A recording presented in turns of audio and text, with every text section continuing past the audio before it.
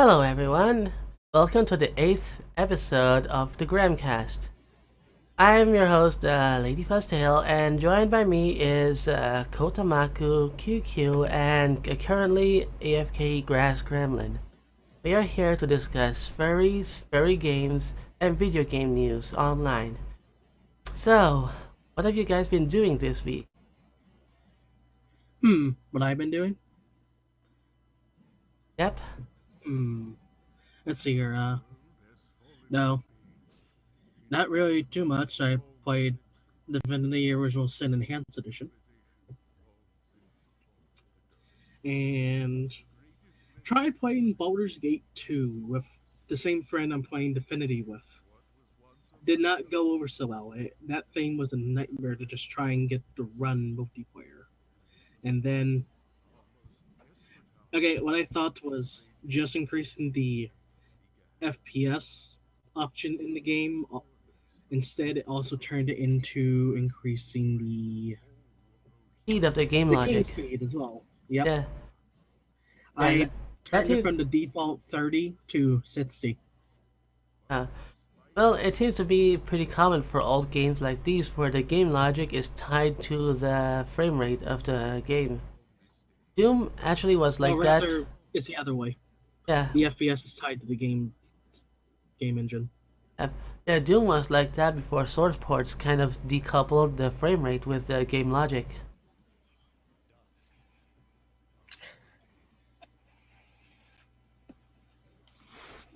Yeah, that seems to be the case for most old games. What about you, QQ? What have you been doing all week? You've been pretty wayward lately. Yeah. Nothing interesting. Basically, a deadline's coming up at work, and I've just been getting home crashing, and then waking up the next day and going back to work again.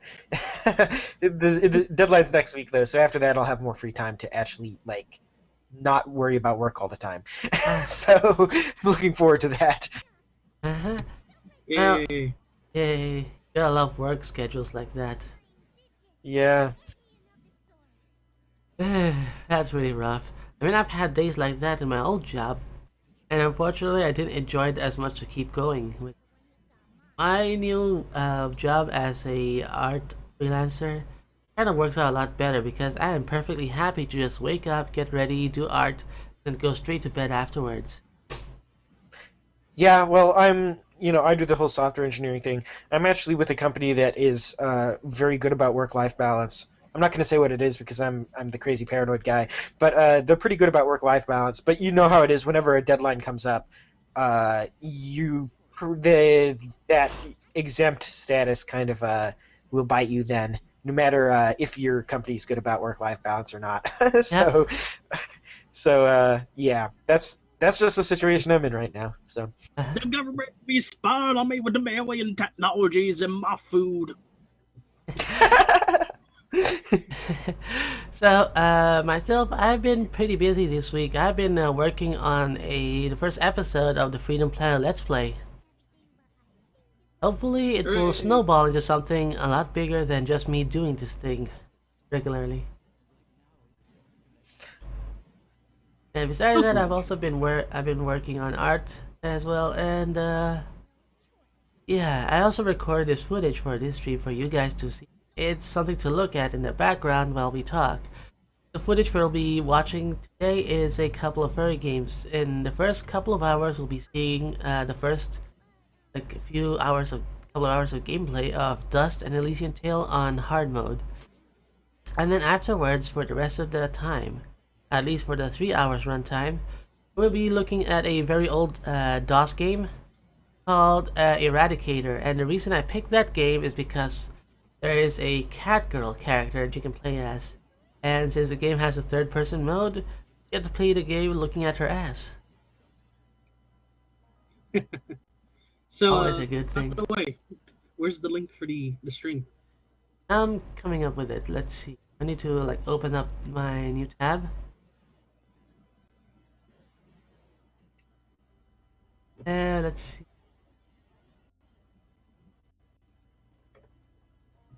Alright, this is like kind of bringing my computer to its knees because of how many windows I have open. My channel. And yeah, YouTube is especially slow on my end.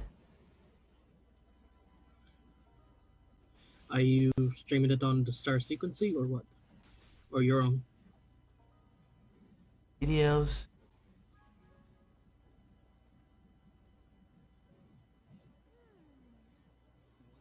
Weird, it's not even here. Do you know how it actually you don't I'll go to Creator Studio first and I'm gonna figure it out. Sorry guys, this is like I'm new to this, so kind of oh, there's a link here. Okay. I'll copy the link and post it.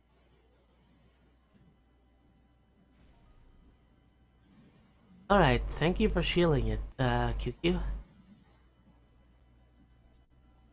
Your contribution is well welcome. Here, Goyim. Okay, so where shall we Sorry, go I from was here? muted. I was just I was laughing and commenting on that, and I didn't realize I was muted. YouTube usually gives me that little ding sound right away to let me know, but it decided that it was not going to do that this time. So, Probably because it wasn't Hangouts on there.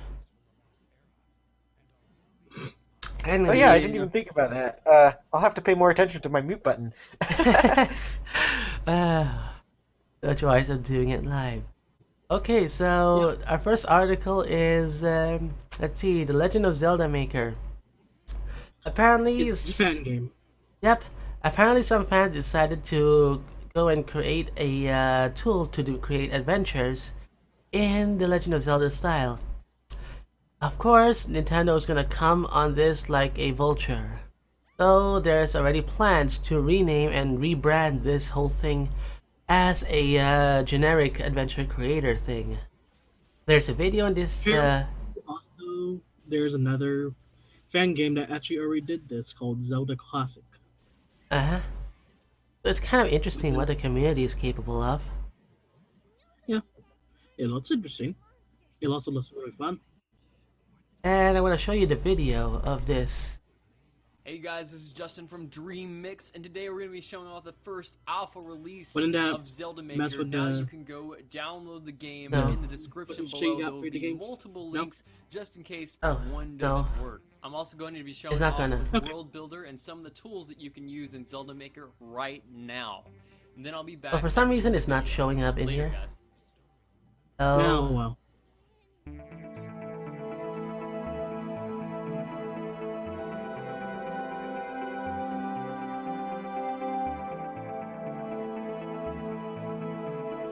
Yeah, right now it says it's There we go. processing.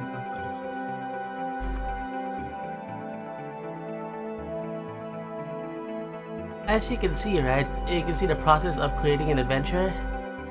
It seems to be that the tools that you're using is available for you as a say mouse scroll wheel function. And then you should be able to like add and remove stuff using left and right click. It's very intuitive. Yeah, man, I used to use that Zelda Classic thing, and man, using that thing was like some kind of arcane magic. You had to learn about the different like overworld tiles and underworld tiles behave differently, and then there's the tiles in the corner that you could use for items, and it just had all these weird little things that I'm guessing were somewhat similar to the way the original Legend of Zelda game was structured. Something like this looks much more Streamlined. much less constrained, much more streamlined. Yeah, that'll be cool if Nintendo doesn't like sue them into a giant sinkhole in the ground. I'm Or pretty just sure they say won't. cease and desist. I'm pretty sure they won't because they have a lot to lose if they do that, because you know, large scale projects like this, it already looks like it's gonna be complete, right? Unlike that Chrono Trigger remake. I don't We'll have know. to see. Yeah, I don't know, Fuzztail, because, well, you already know that they DMCA'd a ton of speedrunner videos of everything Nintendo. oh yeah, that's kind of a shitty move on Nintendo's part, I have to say. I'm pretty sure they're going to just, pretty much do it anyway. Uh-huh. I want to skip like to the end of this, like to near the end of this video to show you like how it's gonna look like completion.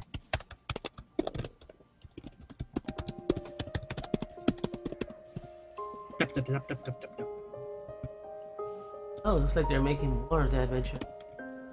Oh, looks like you can also interact with the stuff in editor mode. Real time as well. They can test things live without having to switch between editing and gameplay mode. Yep. Oh yeah, that was always one of the big pains in Zelda Classic. How did Zelda Classic not get suited into the ground by Nintendo? I mean, that's like was a near exact clone of the original. I have no idea. By being obscure enough in terms of popularity. I guess that makes sense. Like the person is just digging around and holy shit, that's a lot of Octoroks. Yep. So yeah, it looks like we're really... Yeah, Yes? sorry, I was just gonna say. I remember when I was younger, I got Hey a guys, book thanks on for making watching, and if Doom you wanna levels stay up to date with from any the Zelda library, Maker and one of the updates, things that they said was the updates first thing on you should do is open the like Doom editor, make a big room, and put make sure tons and you tons of enemies in it. Get it out of your system because levels like that are terrible. No one likes playing them, but everyone makes it as their first level, so just do it. Oh yes, it's basically 1994.wad. guys, this has been Justin from DreamMix, and I am Okay, that should be the end of the video. And yeah, I'm just And gonna... your zinc is all protected by the rocks. As the horde of enemies just swarm on him. Uh-huh. Alright, so moving on, let's see. Konami, because they didn't make enough mistakes in the last few years. But this Oh. time, it's Bomberman! Yep, apparently Konami is announcing a new Bomberman game, and it's coming to, not on consoles, not on any handheld consoles, but on an iOS and Android device. Japanese iOS and Android users, sometime this winter. Yep.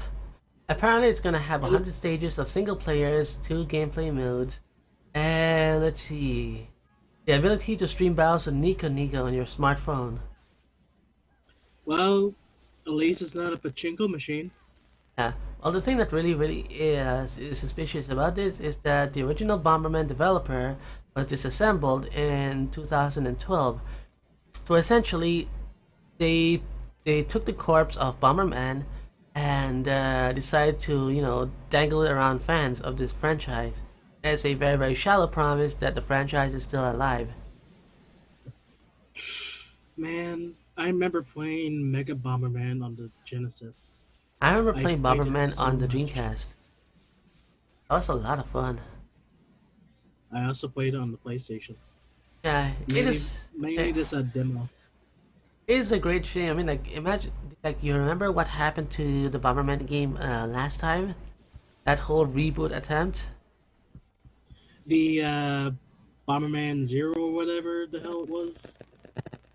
Yep, Where that was it nightmarish. Yeah, that was nightmarishly bad. where it felt like as if it was a fanfic made by... Damn it, I forget the guy's name.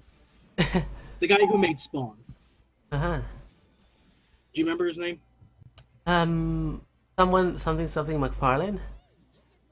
Todd McFarlane. Yep. It felt like a Bomberman fanfic made by Todd McFarlane. Uh-huh. Yeah, And you had chains everywhere. yeah. Like the, oh my god, yeah, it's like really bad. I mean, like, they kind of completely missed the point that the idea behind Bomberman's design is that it's supposed to be cute and simple. And things explode by bombs. Yes, it's supposed to be. That's the link I got from YouTube. Oh shit. Huh? Yeah, something's funky is up with the link. YouTube, you are It- fucking useless. It's streaming on the profile. Let's see. While I try to get the correct link. Oh god, I wanna have to like open. Yeah, like one of the things that I noticed is that it's on Android and iOS, right? So you know there's going to be microtransactions in this. I think the last time I played Bomberman it was a PC version called Atomic Bomberman, and that was fun.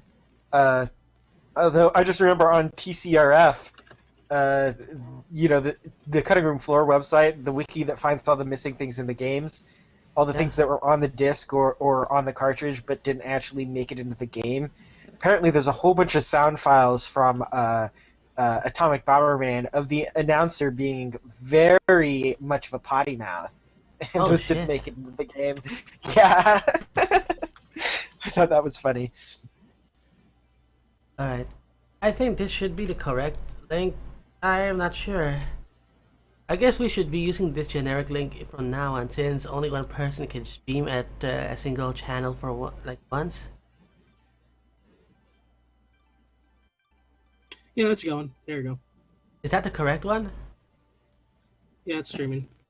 Oh, perfect. Yep, that's the correct one. Uh, it does also allow you to save it too, right? It automatically saves. Oh, sweet. Okay, this is a little bit different from what I'm used to. I guess this is the new YouTube system. So, cool. Yeah, gotta love YouTube for changing things on us on a whim.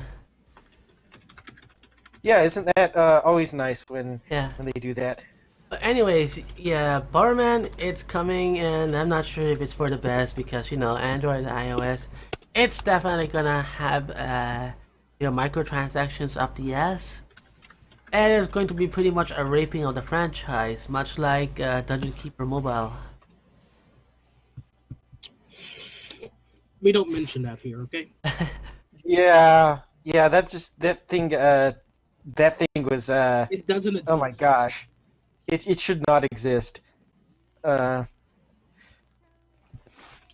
Okay, coming up next is a very, very short article. It's about an all-girls fighter called Koihi Enbu, and it's been delayed until January 2016. Like, it was originally supposed to release on September 25th this year, but they kind of pushed it again to November 26th, and now they're pushing it again to January 28th of next year. There's no reason for the delay. Well, no announced reason. No Yeah. said what the reason was. It's kind of a bunch of nothing, to be honest. Like, yeah, this game is gonna be delayed again until January 2016. No reason, nothing else we can say about this. But, well, what we can see is this picture, which features a lot of anime girls. Let's see if I can, like, on this, show this page.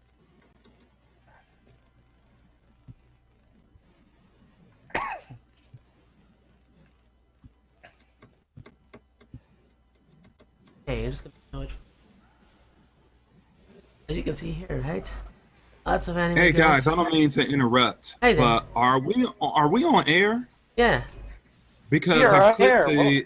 I clicked the link and I'm checking the GremCast link now, and it says processing archives. Please check back later. Oh yes, Yeah, we just check out the new worked link. out that it's at a different URL now. It's the second URL in the sidebar there. Yep. Oh, okay. Yeah. Thank you. Yeah. Apparently YouTube I'll has. be in shortly. Sorry. Alright. Yeah, the YouTube system has changed so that we have a static link for our streams.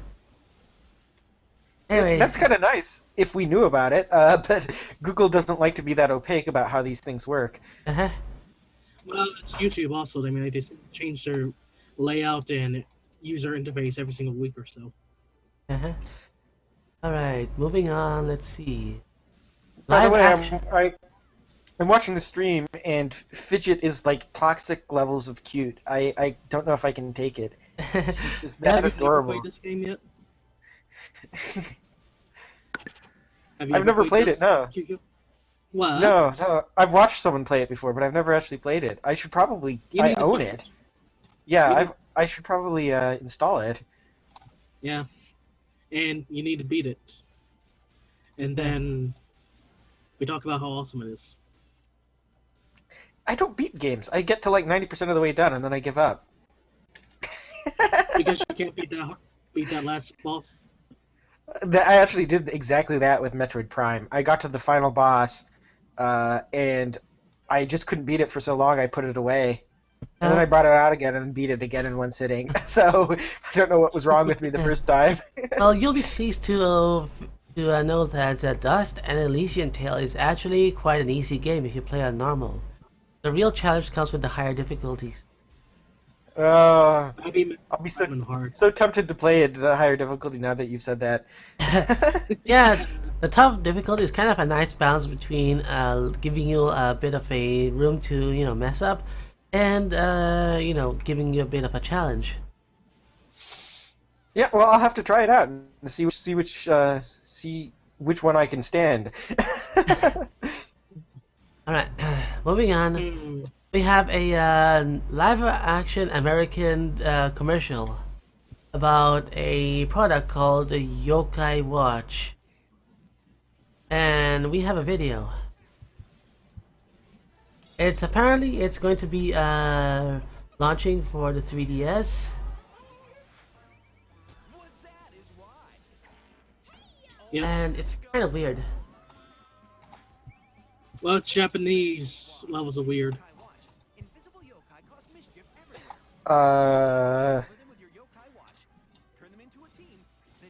It's like as if it's trying to be Pokemon without being Pokemon, but trying to act like as if it's real life Pokemon. Yep. So basically, it's trying to imitate Pokemon, but with an ARG element. I think. Seems like if the thing is any indication. There's really just not much to say about this since it's like just a trailer and nothing much about the game. All it says is there is a forgetful yokai called Wazat and a leaky yokai called Vigifant. Ooh, leaky. I really hope that doesn't spark, fetish fuel for water sports because. Oh, you know it well. You know it well. You just caused it. Congratulations. Oops. Apparently the game is going to be launching in a few days on November 6th. On North America. In Europe it's going to be coming sometime later. Yeah. Whatever. Yeah, whatever. I'm not going to pick it up. Yeah, it's kind of a bunch of nothing.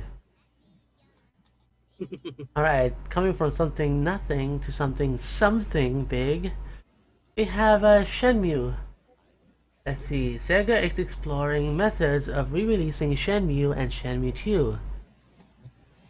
Now, this is going to be really good because this is pretty much kicked off by the successful Kickstarter of Yu Suzuki Shenmue 3. Anyone remember and that? They're planning to explore ways to re-release the first two. It's kind of exciting because I really was excited I really loved seeing videos of the game. Like I never got to play the game like the first time around because of the whole localization issues. The only copies I was able to find were Japanese and I had no understanding of it. Yeah, wow. I remember I had a friend who had this game growing up, but he was the only one who had a save file on it. I don't remember if I had a save file restriction or what. He had it on the Dreamcast. So I never got to play it. I just got to watch him play it.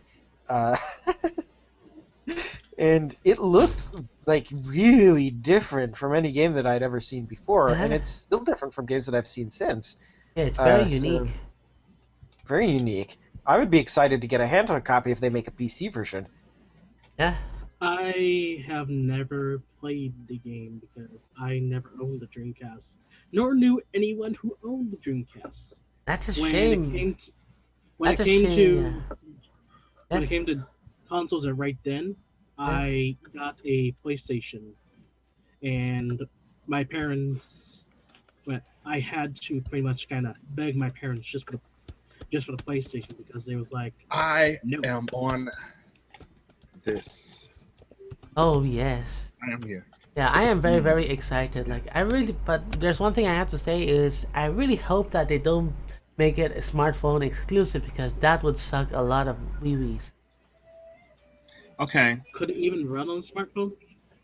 I think it could. Like smartphones are actually quite powerful when you compare it to technology of 1999. Yeah, they made a port of the original Max Payne to smartphones. I actually have it. Uh, How bad is it?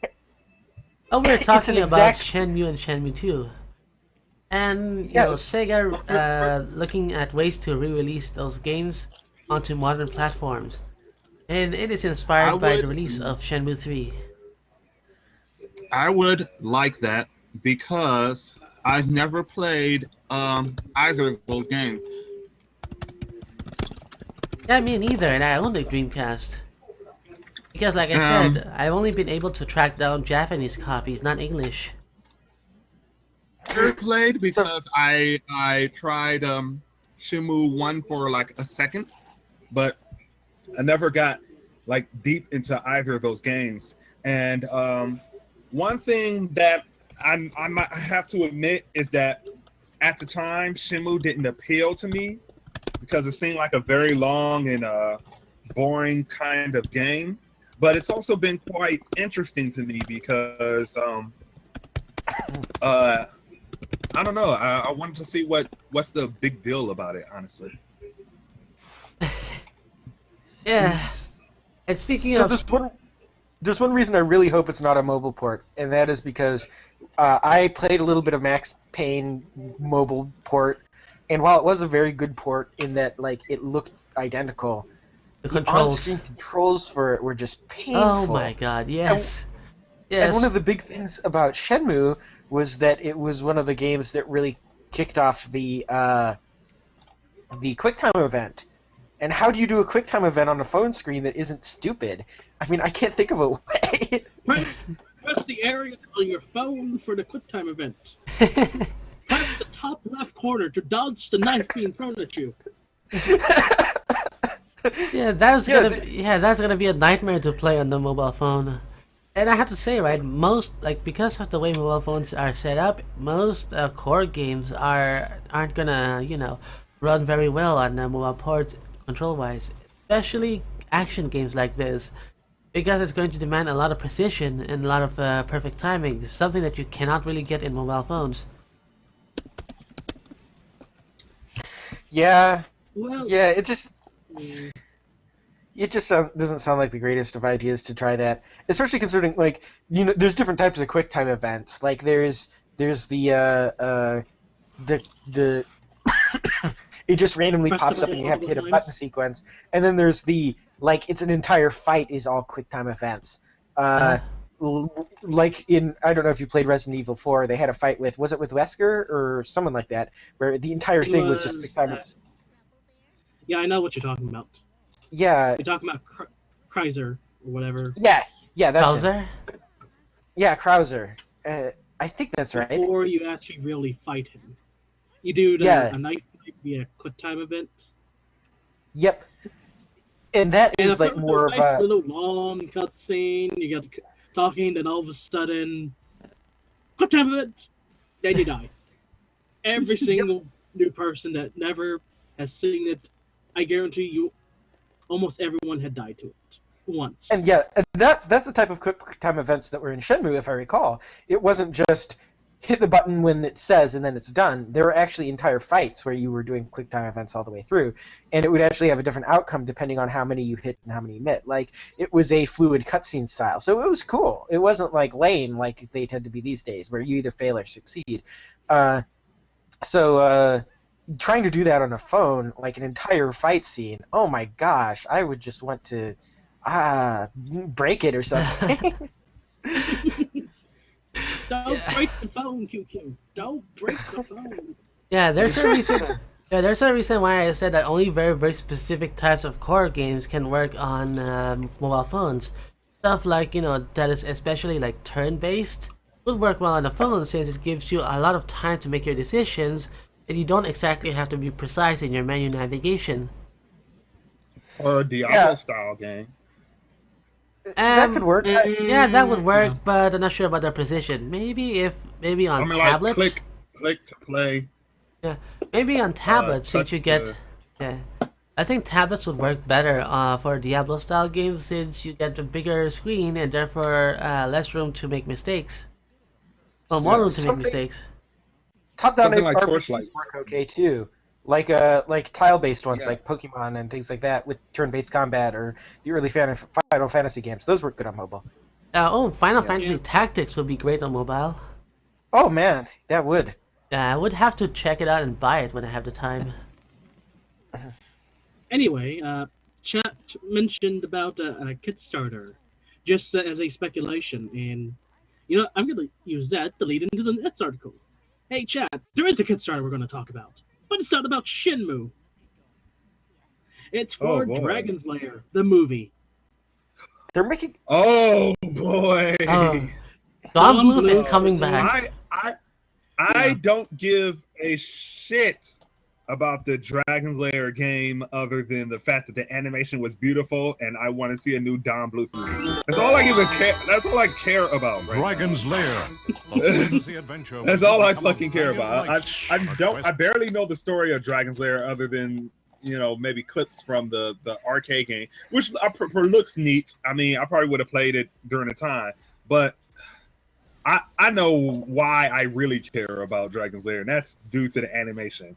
So Yes, Well, that's it has people who cared about the animation. arcade was due to the animation. All right. Yes, give me a second. Since this video doesn't have full screen, I'm gonna have to manually select the region. So let's see. Yeah. Give me a while. So We're gonna show you the video for the Kickstarter, Yep. and then you all are going to pledge your money. well, while she's doing that, I'm gonna talk about Don Bluth for a little bit because this is funny. Don Bluth has made some good movies, but he's made a lot of very, very bad movies. But the thing is about his films is that they're weirdly watchable. You know how I don't know how to put it. I don't know how to put it. I don't know how to. He didn't make everything for his studio. He didn't? Some of it was just made.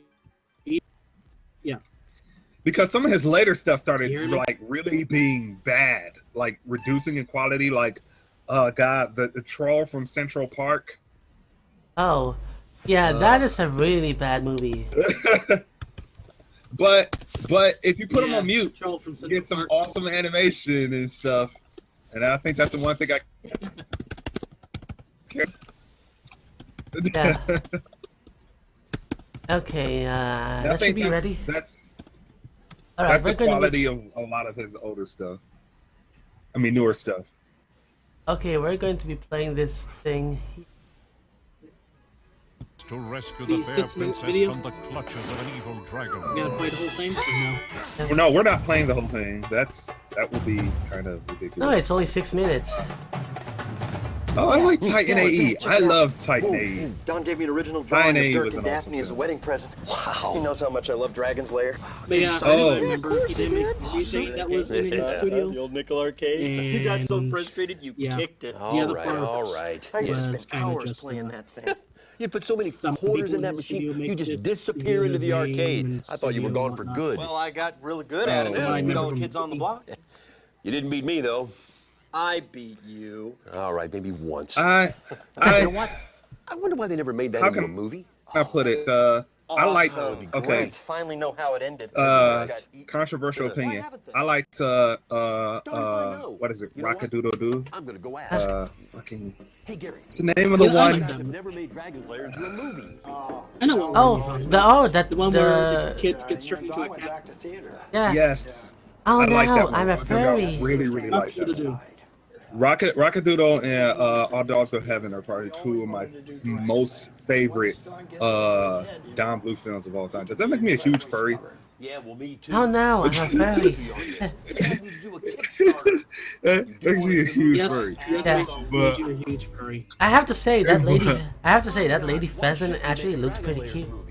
Well, for starters, Yes. who would come? Really, it's been I 30 loved years Rocket since we Doodle. made that I don't know. game. I think I watched that movie way too Me and about often a when I was a zillion others, kid. that's who. Uh-huh. John, you know what? You're a great actor. I don't know why we're talking about this. Here, put this on. It didn't age very You know, well, but I sometimes still like the you're dumb as a animation. bag of hammers. Uh-huh. The Dragonland fans want this So, movie. They need oddly this enough, my movie. first introduction to You Don want Blue proof? was Do a Kickstarter. Dragon's Lair. One of my relatives had an old 3DO, Priscilla, let me ask you a and question. they You made don't a watch port the of Dragon Lair Dragon's movie? Lair and Space Ace. Oh. And I've played both of them. I almost beat Space Ace, but the final scene, the final boss, I just put it down after I got 90% of the way through. I'm noticing a pattern here. Anyway, the port of Dragon's Lair and Space Ace were actually really good to the 3DO. The one with Dragon's Lair, though, they messed up the scene order. So Space Ace is it like a story from start to finish. So the scenes kind of have to be in sequential order, or else it just doesn't make any sense. Dragon's Lair, the scenes were in a completely different order versus on the 3DO version versus the arcade version. So I actually ended up being tired of trying to hook up the 3DO every time I wanted to play. So I went and I found another version out there. And when I finally played like it in the arcade order, I was totally out of my element because every single scene was completely different. So I always thought that was kind of weird. Why did they do that for the 3DO version? I don't know. Probably so that people who played the arcade games would have something different to engage themselves with. Yeah, that would make sense. I mean, some of the scenes that it started out with weren't till much later. So you kind of got a completely different experience if you weren't very good at the game. Yeah. Me personally, my introduction to Don Bluth was Secret of the Nim. This year, mine was actually this year. Yeah, the American Tail, Bible Goes One. Oh yes, I've also watched I that. had to correct myself in the chat because I said that I get American Tail mixed up with Secret of Nim. I get both are really good Secret movies. of the Nim mixed up. I get Secret of the Nim mixed up with American Tail actually because I think I've seen American Tail, but not all of Secret of the Nim. You know what would be pretty awesome if Dean Dodrill also, helped to work on this Kickstarter. I've been waiting too many years, and Wait, really? No, I would say it would be awesome if Dean Dodrill could work on that as well. Like, imagine Don Bluth plus Dean Dodrill. That would be like 90s animation heaven. Yeah. $150,000 on a Kickstarter. I hope That this would be Kickstarter goes very- through. That'd be amazing. But if they do, Yeah. Also, my computer's struggling to handle all of this stuff. do that. Yeah, I'm glad you hosted on your computer because my computer was a toaster and y'all would have had a lot of technical difficulties if I were trying to do anything you're doing right now. For some reason, I'm starting to get a little bit lag here and there on my end. Yeah. Well, anyway. Anyways, moving on. Yeah. I think we're done talking about Don Blue. That way we don't make it all about him. Yep. But we are going back to Konami. Oh boy, Just- Konami. Well, not really Konami per se, more of Hideo Kojima. Ah. Oh boy. John Carpenter's parent company wants to sue Hideo Kojima. Carpenter just declined. Why? Want it more so, not want to. They want to sue Hideo Kojima for copy. Want past tense wanted. Metal Gear They have to refuse. Yeah. They say that the Metal Gear Solid franchise is a copy of Escape from New York. But you can't do that. You can't. That's not copyrightable. How are you supposed to? They're not that close. First of all, they're not that close, and you can't copyright like things like that. It just doesn't work that way. What? Oh What? man. Sorry. This is left me speechless. Oh man. That's so you can't copyright plot. You Yeah. can copyright the characters and the setting and the titles, but you can't copyright plot details. Yeah. Actually, if you make a movie almost completely identical to another, even if it's like lower budget or whatnot, that is considered plagiarism. If it's Yeah. almost identical, like and the plot is exactly the same, characters exactly the same, it may be, I don't know, maybe a lower budget or in a different area. Mhm. But if it almost plays out exactly like another movie, Yeah. I have to give credit to that John can be Carpenter though, considered- yeah. because John Carpenter apparently has declined to want to sue, Hideo Kojima. Well, it was actually his parent company that owns the movie that wants to sue. So yeah, this is kind of further Yeah. proof that business suits ruin everything. Yeah. Yeah. Now I'll have to see Escape from New York and see how nuts the comparison is. I've never actually seen it. Uh, Well, I mean, there's character names Snake in both. They both have an eye patch, and they're both guys with beards. Guys with beards and an eye patch, completely copying, And their name is Snake. Well, to be honest, right, the idea of the, Solid Snake is kind of inspired by Snake Plissken. So there is a little bit of truth to that. But unfortunately, I don't think just copying a character and making an original series is enough to, get a lawsuit over. Alright, let's see, moving on. Compile Heart has shared a new trailer for Death Under the Labyrinth. See. What? Labyrinth. Death Under the Labyrinth. Yep. It seems It to is be a dungeon crawler. Japanese PS Vita game. Yep. It's a Vita game. Is it full of moe Japanese? Full of moe girls stuff? This is Compile Heart, so Yes. I'm expecting the design to be very moe. Yep. Here's the It is trailer. It's very moe. And It even sounds moe. Yeah, I'm playing the trailer right now, and it's I looking think like the developer was a dead giveaway. yeah, I'm actually liking the graphics in this. It actually looks pretty neat. They're getting really good at it's a making first-person live. dungeon crawl. Yeah, for a first-person dungeon crawler, it actually looks pretty nice. Oh, and it's a tile-based It's like first-person dungeon crawl. It's like the old. Yeah, that's awesome. You don't see many of those anymore. Yeah. It's The last really one I know aesthetic, is what that is. Ooh, The nice last battle newest one I transition. know of. That's That seems like a kind of game that will work on Vita. Am I muted? No, we're just all talking over you because we're being dicks right now. What were you saying? Nah, we're just As I've been incompetent. trying to say, the last new tile dungeon crawl game I know of was Legend of Grimrock 2. Oh yeah. That's- Yeah, it looks very much in the style of that, as with regards to the crawling of the dungeons. $12 just to get it from the Humble store. Uh-huh. But I hope this gets This released looks on like it has Steam different eventually. combat.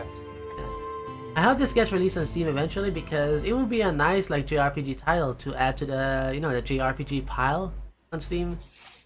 I'm really happy that recently the JRPG pile on Steam is growing slowly. Well, first this has to get off the Vita. Who knows how long this is going to be on the Vita. It might never get off the Vita. Yeah, which is a shame because And even then, yes. even then it might not also Yeah. might not even leave Japan. Yeah, that's a very real This is starting possibility. Japanese only. Yeah, which is a shame because this looks like a really nice desktop game. I think now like Might and Magic, Oh, but with Possibly. more characters. Yeah. Oh yeah, that's another tile one. Yeah, it seems like it seems like the Japanese JRPG market really needs to get on Steam. the PC and get on the Steam and mobile market real good, because they would really like increase. I would think they would like increase profits off of that, just because a lot of their games are very like, you know, they're designed for that. Like these days, like when it comes to console, it's starting to seem like I'm just becoming less and less compelled to play JRPGs on a console. Like I can get into a big like RPG in general storyline if I play it on the PC, but console, it's just I don't know what it is, what's different about it that makes it less. Well, if it's any comfort to you, right? The rate of release is on Steam for JRPGs has been increasing slowly over the past few months. I mean, not only do we have the Hyperdimension Neptunia, a new franchise being released by Exceed, right? Called Tales in the Sky, second chapter. I'm actually kind of looking forward to you know, getting a look at this game, but I'll have to play through the first one first. I mean, like, I guess JRPGs are designed for that sort of way. Like, yeah. Oh yeah, and also Tales of Zestiria. Grem, you're accidentally muting your own mic. I am? Yep. Yeah. Yeah, you cut yourself off mid-sentence. Oh gosh. You know what I would like to see? A game like this, but with Kemono characters. Kemono Mimi characters. Oh gosh. Oh, that would be more furry adorable. games. Yeah, first-person furry games. We need furry JRPGs. That's what we need. Oh, you mean this like? world needs a furry JRPG. Oh, so you mean like Tail Concerto, or that one game in the mobile? Sola Torobo. Oh yeah, Sola Torobo. Yeah. Sola Torobo. We need more of that. Uh-huh. It just seems like a market is not being tapped here. Mm-hmm. Just saying. Yep. Yeah, and like one of the things that really got me into gaming is JRPGs. So seeing this come back to PC from consoles has been very, very exciting. By the way, my stream health is at yellow. having everything having everything playing at once is kind of reducing my frame rate to like 17. Yeah, I had a feeling that when the Okay. That's okay. It still I'm actually watching it in the other tab. It still looks okay. Yeah, I guess for streaming it's fine. It's a little choppy, but it's all right. Yeah, I guess for Hangout streaming it's fine. Anyways, moving on, we have a news from Nintendo. New Nintendo Direct coming before the end of 2015. Ooh, yes. I think I care more about those than I care about like E3 or something like that. I don't know why. It seems like when Nintendo does a Nintendo Direct, it's always something exciting about to be announced. So what exactly is Nintendo Direct? To me. Right. So so for people out of the loop, right, what exactly is Nintendo Direct? Nintendo Direct are Nintendo's answer to they basically host the events where they announce new content to be released on Nintendo hardware and such like that, and it's basically like a mini E3 except year round, something like that. They have like 4 or 5 each month. I guess it's I don't know how to put it. I don't know. I guess it's a way for Nintendo to try to be more. They can set up announcements for releasing in games on their terms and not on E3 terms, and having to share the stage with competing companies or something like that. I think that's how I would see it. Like, so essentially it's like Nintendo E3, but less, basically. but without the problems of E3. Like tiny Nintendo E3s. Yep. Without all the fluff.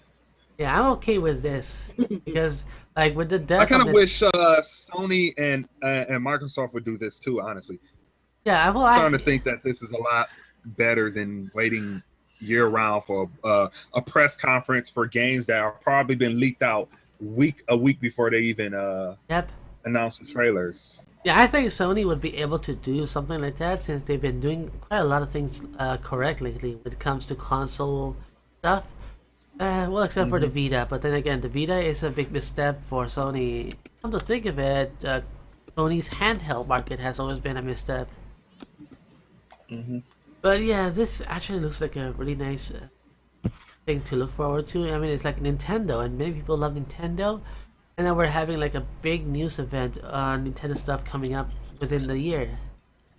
Pretty exciting. Yep, Nintendo tends to have a lot of good stuff. Well, here's the pondering of who's gonna be hosting Nintendo Direct. Uh-huh. Some Yeah. people think it's gonna be Reggie. Well, we all know it's gonna be Reggie, but we don't know who is gonna come with Reggie. Miyamoto? I'm not sure if Miyamoto would be directly, maybe as a part of it, but not all throughout it. Or maybe Kashima, Uh-huh.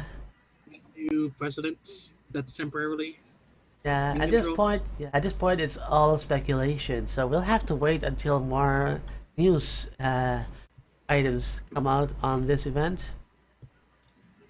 Anyways, moving on. Let's see, more classic Dungeons and Dragons games now available on GOG. If you have kept up with, gaming store releases in, the last couple of months, you would already know this, but GOG has been releasing more and more D&D classics, and it's actually quite a big collection by now. Let's see. Yep. Yep. The newer stuff that they have released is based on the older Forgotten Realms archive physical compilation. And they're pretty much like really really old Dungeons and Dragons games that aren't already in the D&D collection on GOG. They're in their own separate collection. Yep. If you're interested in those games, you can get them on GOG for about $8.99 each. Well, actually euros. Not sure if it's on That's pricey. dollars. Yeah. GOG does American price match completely. Yep. If it's $8.99 American, it's €8.99 Euro. Oh. So dollar to euro Wow, conversion that's is actually really cool. Yeah. I actually have to let some of my relatives know because they are the old, they used to be really into the whole D&D thing. I don't know if they played into the D&D non tabletop RPGs though, so I'll have to see. Well, Yeah, if there's any they're interested in. So yeah, if you're a fan of D&D, right, it's a lot more to pick from the classic picks that we used to have. Although I have to say that the games that were had previously in the D&D collection were already really, really solid. I mean, you have Icewind Dale, you have Baldur's Gate, we have Neverwinter Nights. You also have Demon Stone, Forgotten Realms, the Dragon Shard. I mean, like Uh, there's only one game there that isn't exactly. Dale, Yeah. Yeah, I said Icewind Dale, but yeah, like it's Raven. yeah. It's really interesting because the collection that we have there, right, has like pretty much all of the games are really, really good. And the one game that isn't exactly really good is still pretty decent. So if you are interested in D&T, right, I recommend that you pick these classics up as well as the ones that we were able to pick up previously, as mentioned, when it goes on sale. Because if it goes on sale, you'll get the entire collection for about $22. You get quite a few games on it. I think like 6 or 7 games in total. It's quite a steal. I think it's like 10 or more. Oh, there's also the Planescape Torment and Temple of Elemental Evil. Oh yeah. Ah, man, I was actually once in an actual D&D Second Edition Temple of Elemental Evil campaign for a while, but then we never finished it. Ah, How hard was it? how what? How hard was it? Since you talked Well, about the place that old we got, D&D, yeah, well, we had. That was the time that we had someone try. I think it was the time we had someone try and open a chest, and it ended up being trapped, and they ended up poisoned with something that would kill them. And we actually had our cleric pray for a miracle and for divine intervention, and they actually successfully rolled for divine intervention. So it would have been really hard because we would have had someone die like right off the bat, except for that. So Bahamut comes to the ceiling, crashes down, lands on top of the poisoned person, You know and what? gives him the antidote, then flies away. You know what would be pretty hilarious if there's a way in D&D games to like get EXP from shitting inside a dungeon in a corner. Like you remember that story about a dwarf that leveled up because he took a shit in a dungeon cell? Yeah. No, I've not heard that one. And because of that, right, like from then on, right, everyone in that D&D group, right, started pooping in dungeons in order to get EXP, and the DM was like kind of mad about it. Why does pooping give you EXP? Because it kind of follows like What? the kind of lore of dwarves and underground caverns and stuff. But how does the act of pooping give you EXP?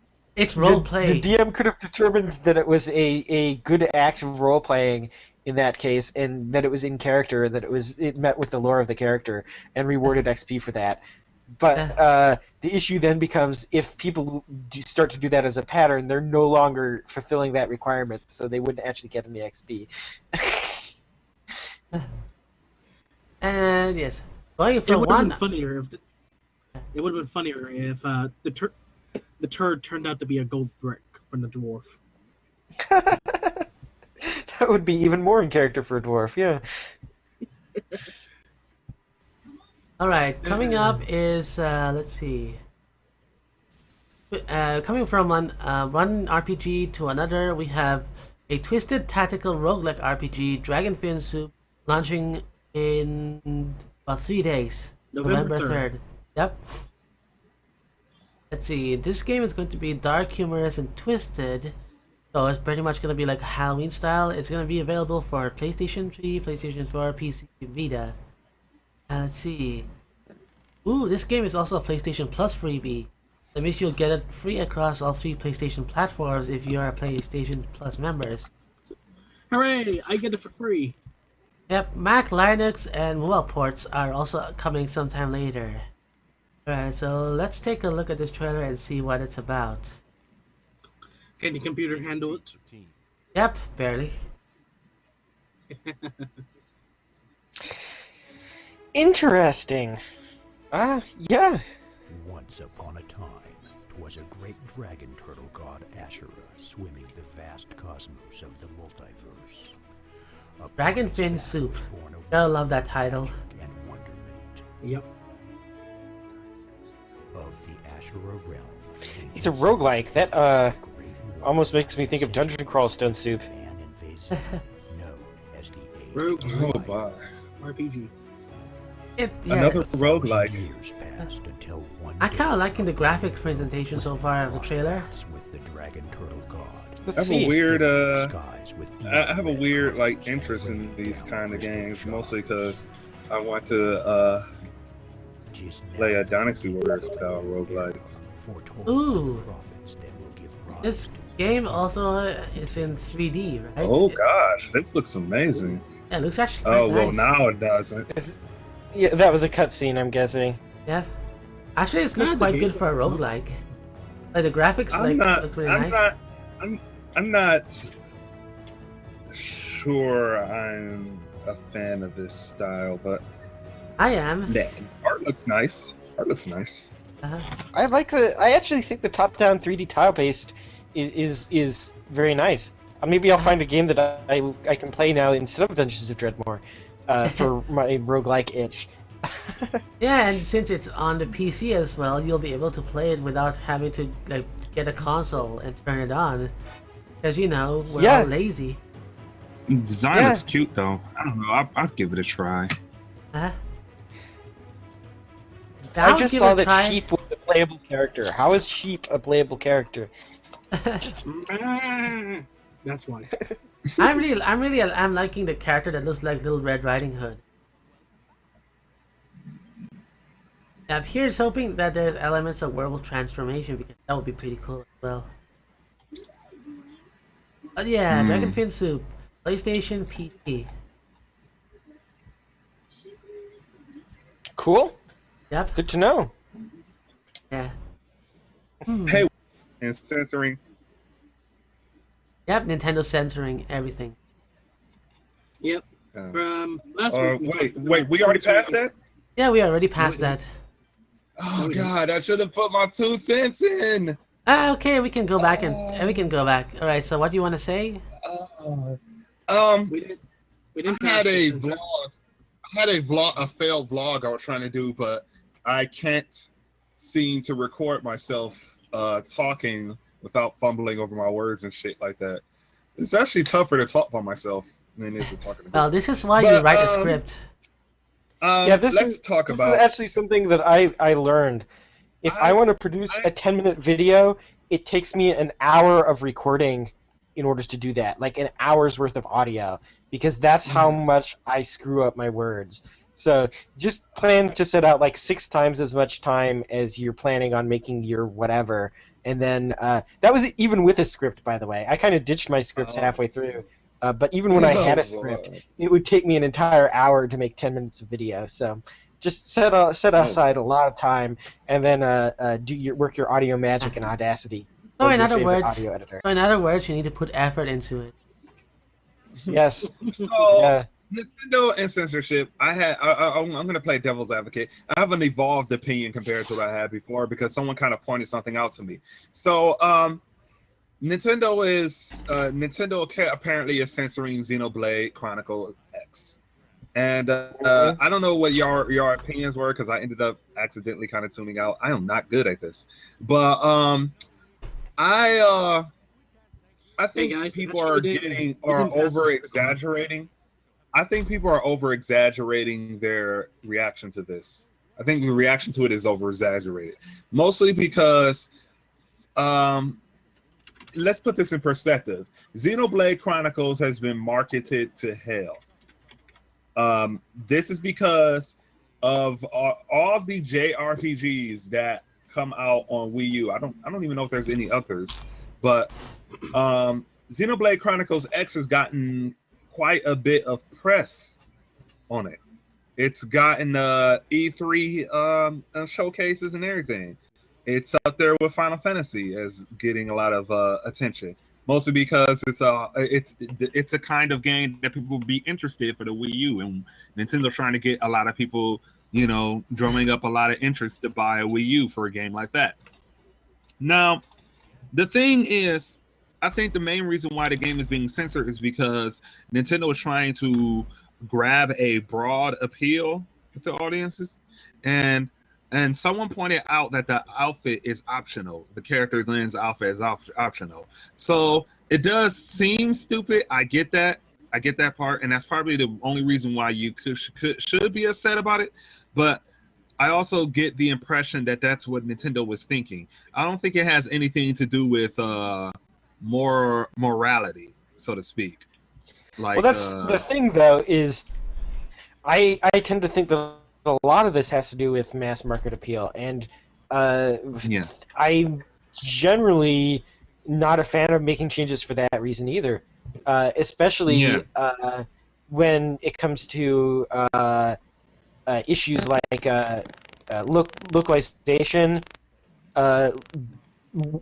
It's generally considered, as far as I can tell, that if a localization makes too many changes in order to appeal to the target market for market purposes, that's generally considered to be a bad thing, regardless, even if it is in translations or something like that.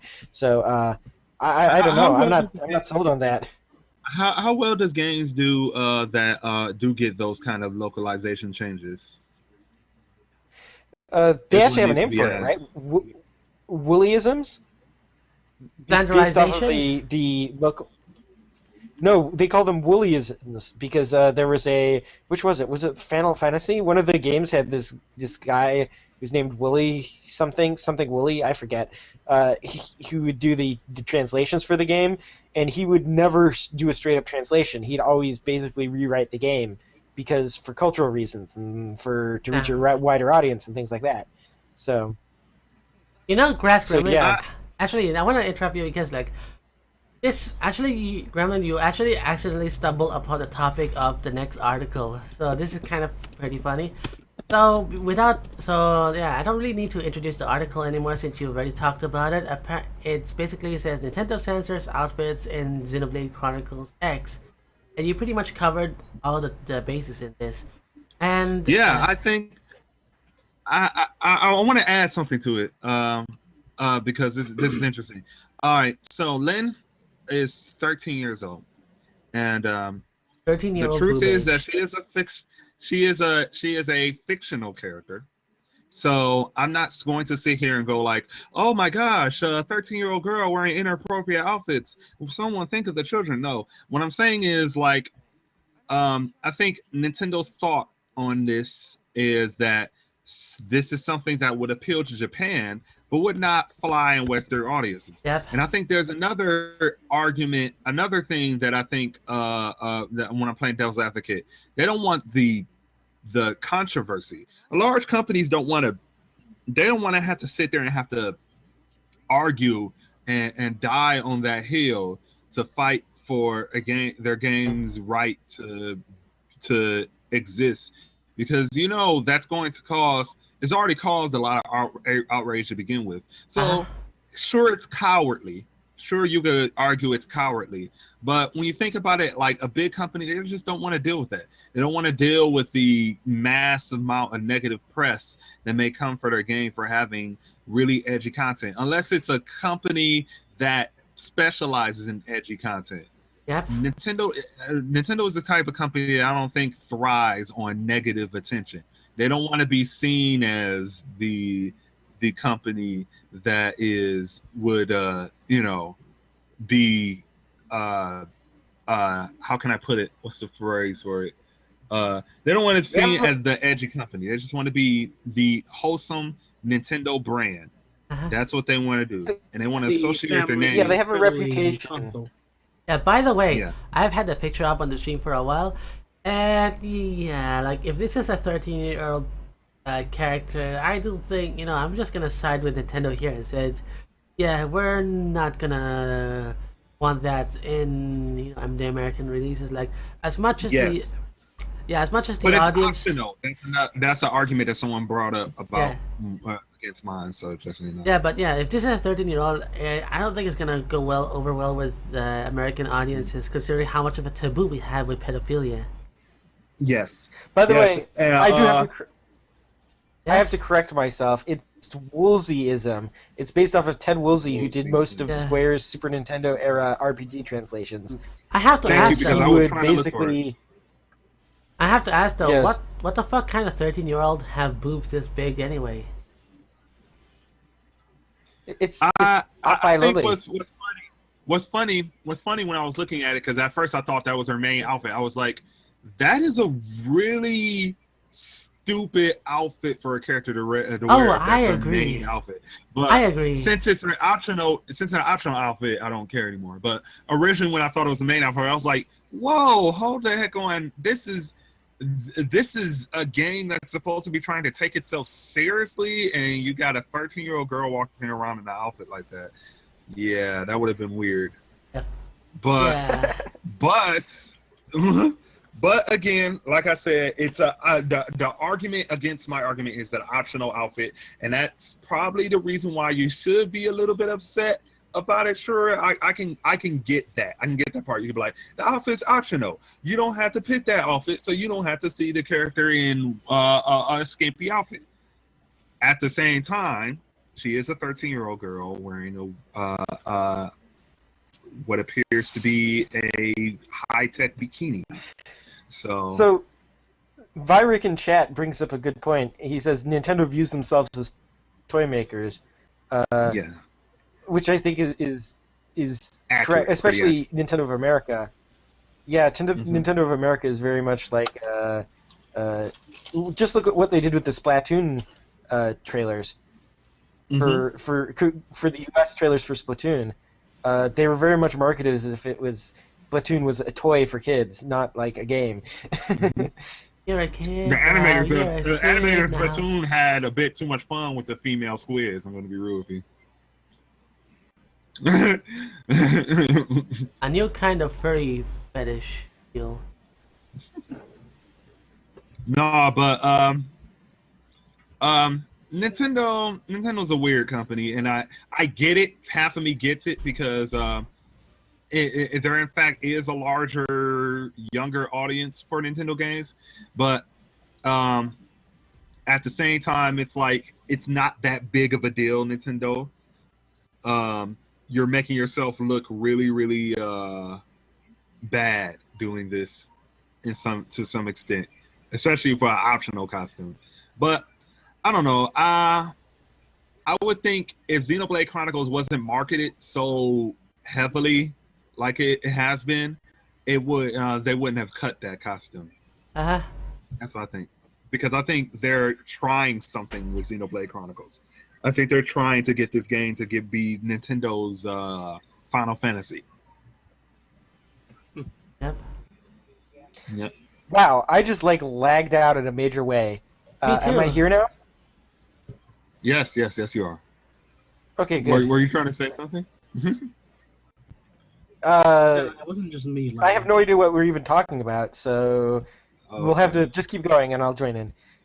All right. Well, I was just talking about Nintendo. I was just saying it like Nintendo is a Nintendo. The way Nintendo marketed Xenoblade Chronicles, it gives me the impression that they're trying to make it their Nintendo's answer to Final Fantasy.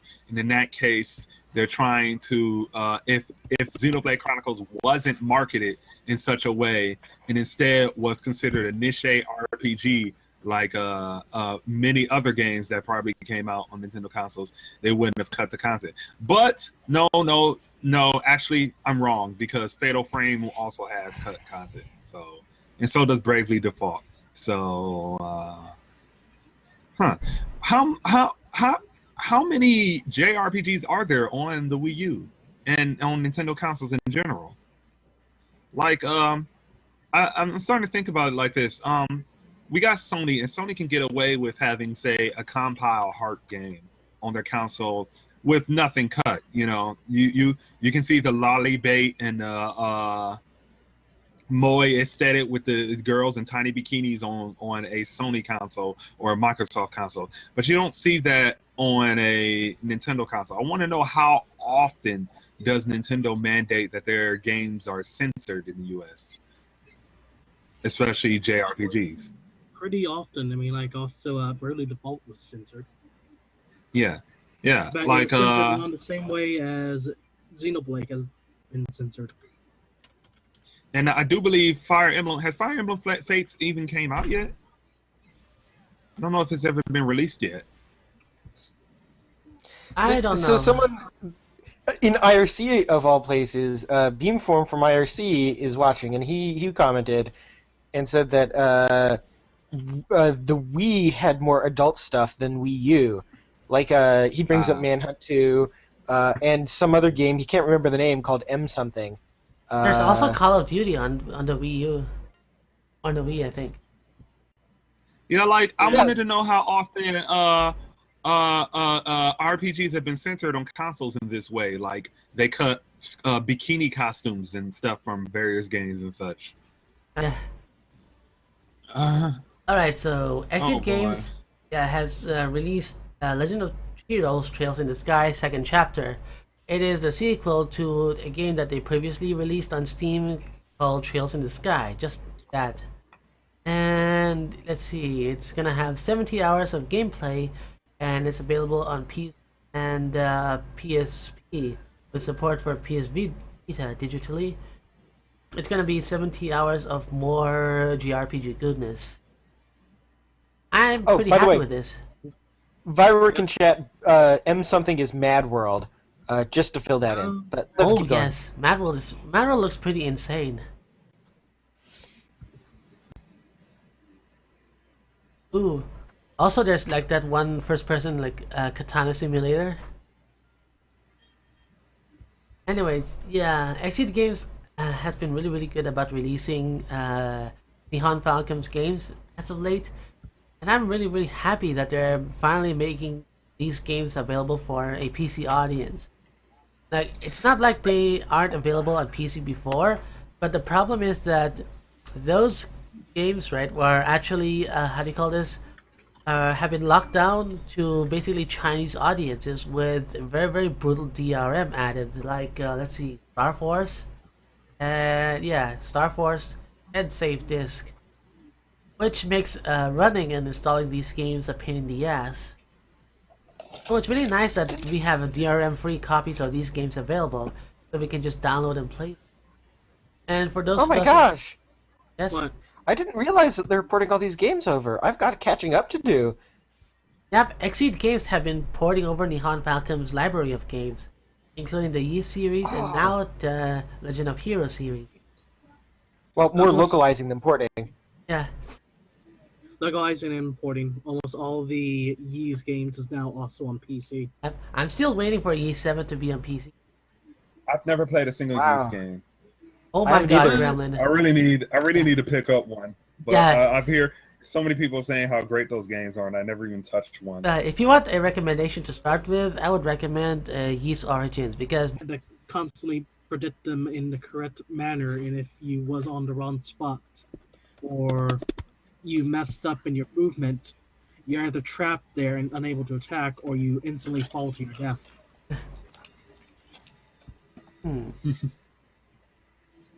yeah. Speaking of Ys, right? You should also check out their latest one. It's called Yi 6 Arc of Napish Team, and it is actually That's the not first newest game. one. Yeah, it is actually the first game that kind of launched the whole gameplay engine that Origins and Oath Valgana runs on. I'm so glad that you I have guys to put were the those in. first to pronounce yeast, because I would have absolutely no idea how to pronounce yeast if you hadn't pronounced it first. Oh man. Yeah, a friend of mine learned it from someone else. He used to What the pronounce it hell? as wise as well. Yeah. What? What? Yes. Oh god, I accidentally hit big picture mode on Steam. Steam? Yeah. That always happens to me because I usually play Steam games on a controller, and that means that whenever I press like the home button, it automatically takes me to big picture mode, even though I had to press that in order to like start up the controller and engage it to the PC. So yeah, Trails in the Sky second chapter on PC. It is essentially an RPG that is quite similar to the Grandia series, except that instead of a real-time like playback of the combat, it's more of a how do you call this conditional turn-based system. Okay, It was okay, also hold the fuck on. All right. Are you telling me there's an RPG out there mimicking Grandia? Yep. I have to look this up. Grandia is one of my favorite RPG franchises of all Oh, time. I just remembered, Graham. So allow me to blow your mind. Grandia 2 HD is already available on PC. It's on Steam for $20. I want it so bad. Oh my god, I need to experience Grandia 2 again. Yes. Oh, The remaster, which is the HD, they made it now Oh, God. 60 frames. Okay, first of all, what's the name of that RPG you're talking about so I can look at it and see if I can judge it? I have to judge it. You don't understand. Grandia has the best combat system, best turn-based combat system to me of any RPG. It's called The Legend of Heroes Trails in the Sky. And the first game is called just that. But the second one appended SC into the title, so you'll know it's the second chapter. Actually, I believe I gave you a copy of that. Tora no Well, me? Kiseki? Yeah. Of the Oh. Tales of the Sky? Yeah, my GOG version. Oh. I do. I have it. Trails Unless in you the delete. Sky? That plays like Grandia? And I didn't boot it? Yeah. Yeah, the combat system is a lot like Grandia in that there's a lot of strategy involved. Locational and positioning is also something somewhat important. But instead of like the combat like playing itself out in real time, right? It kind of plays in a more of a turn-based system. I say like the players when they had their turn, right? They act while everyone else is standing still. But it is more deep in that it has a conditional based turn-based system, kind of combat kind of thing going on. And so basically, you have to figure out what actions you have available because some of the more powerful actions can push you back a few turns behind compared to the enemy's turns, right? And there are spells that requires a few turns to execute. So there's that. I need. Speaking of Grandia, I need to. I might start playing the first one because I got really, really far in the first one a long time ago, but I've never ever beaten. And this is probably Oh the my only god, you haven't Grandia 1 beaten and it? Grandia 3. Grandia 3 I never played, but Uh-huh. Grandia 1 was the one I've never beaten. I played the But hell I've out of beaten Grandia 1. 2. I've beaten Grandia 2 and I've beaten Grandia Extreme. Yeah, Oh god. I've Extreme beaten is like Extreme is so ass backwards. It has really good like combat and options and everything else, but the plot is terrible.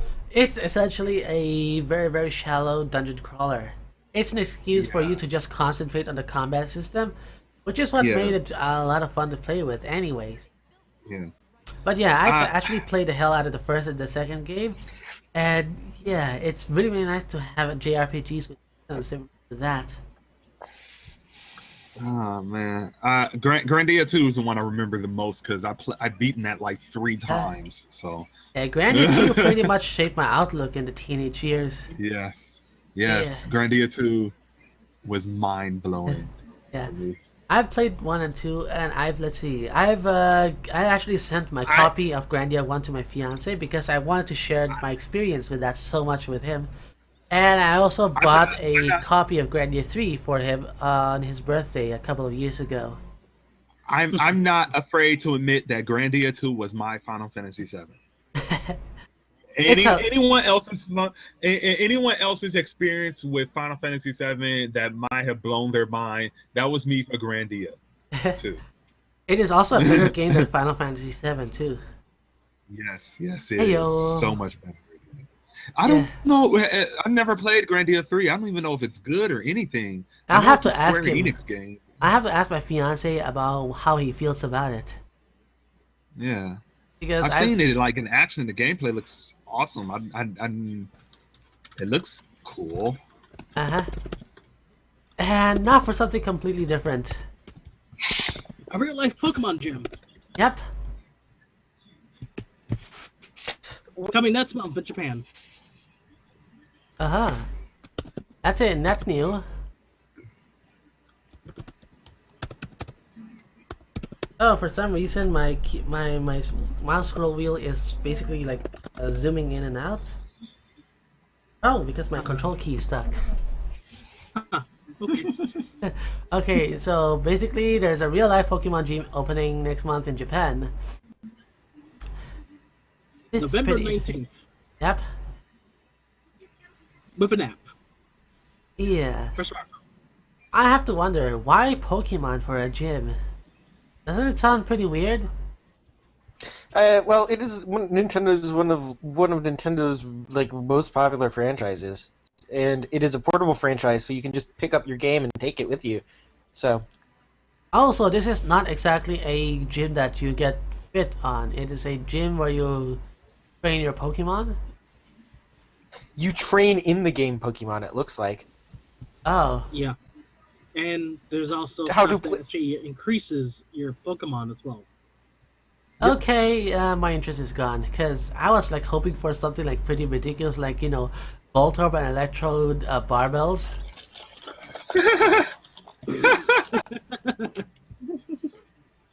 Or Lapras, Yeah. or Lapras bicycles.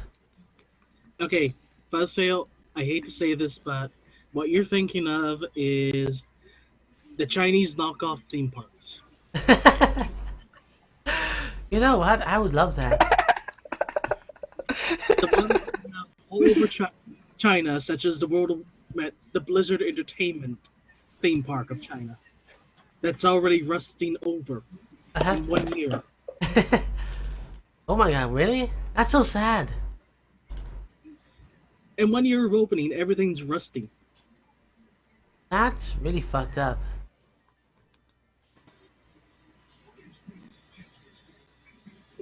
So yeah, let's see. Apparently it's going to be tied up to the Pokemon Expo gym gear. And it's going to be for smartphones, right?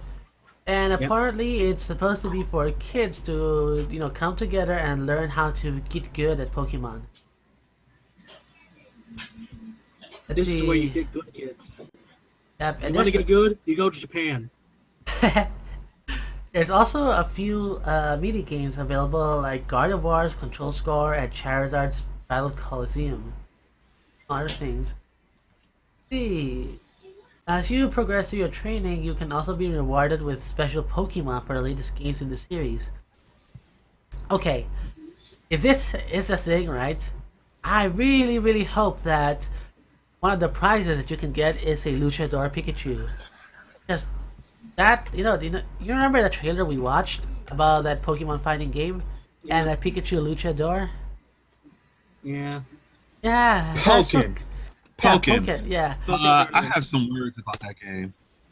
We talked about last week and the fact that doing poorly at the arcade. Yep.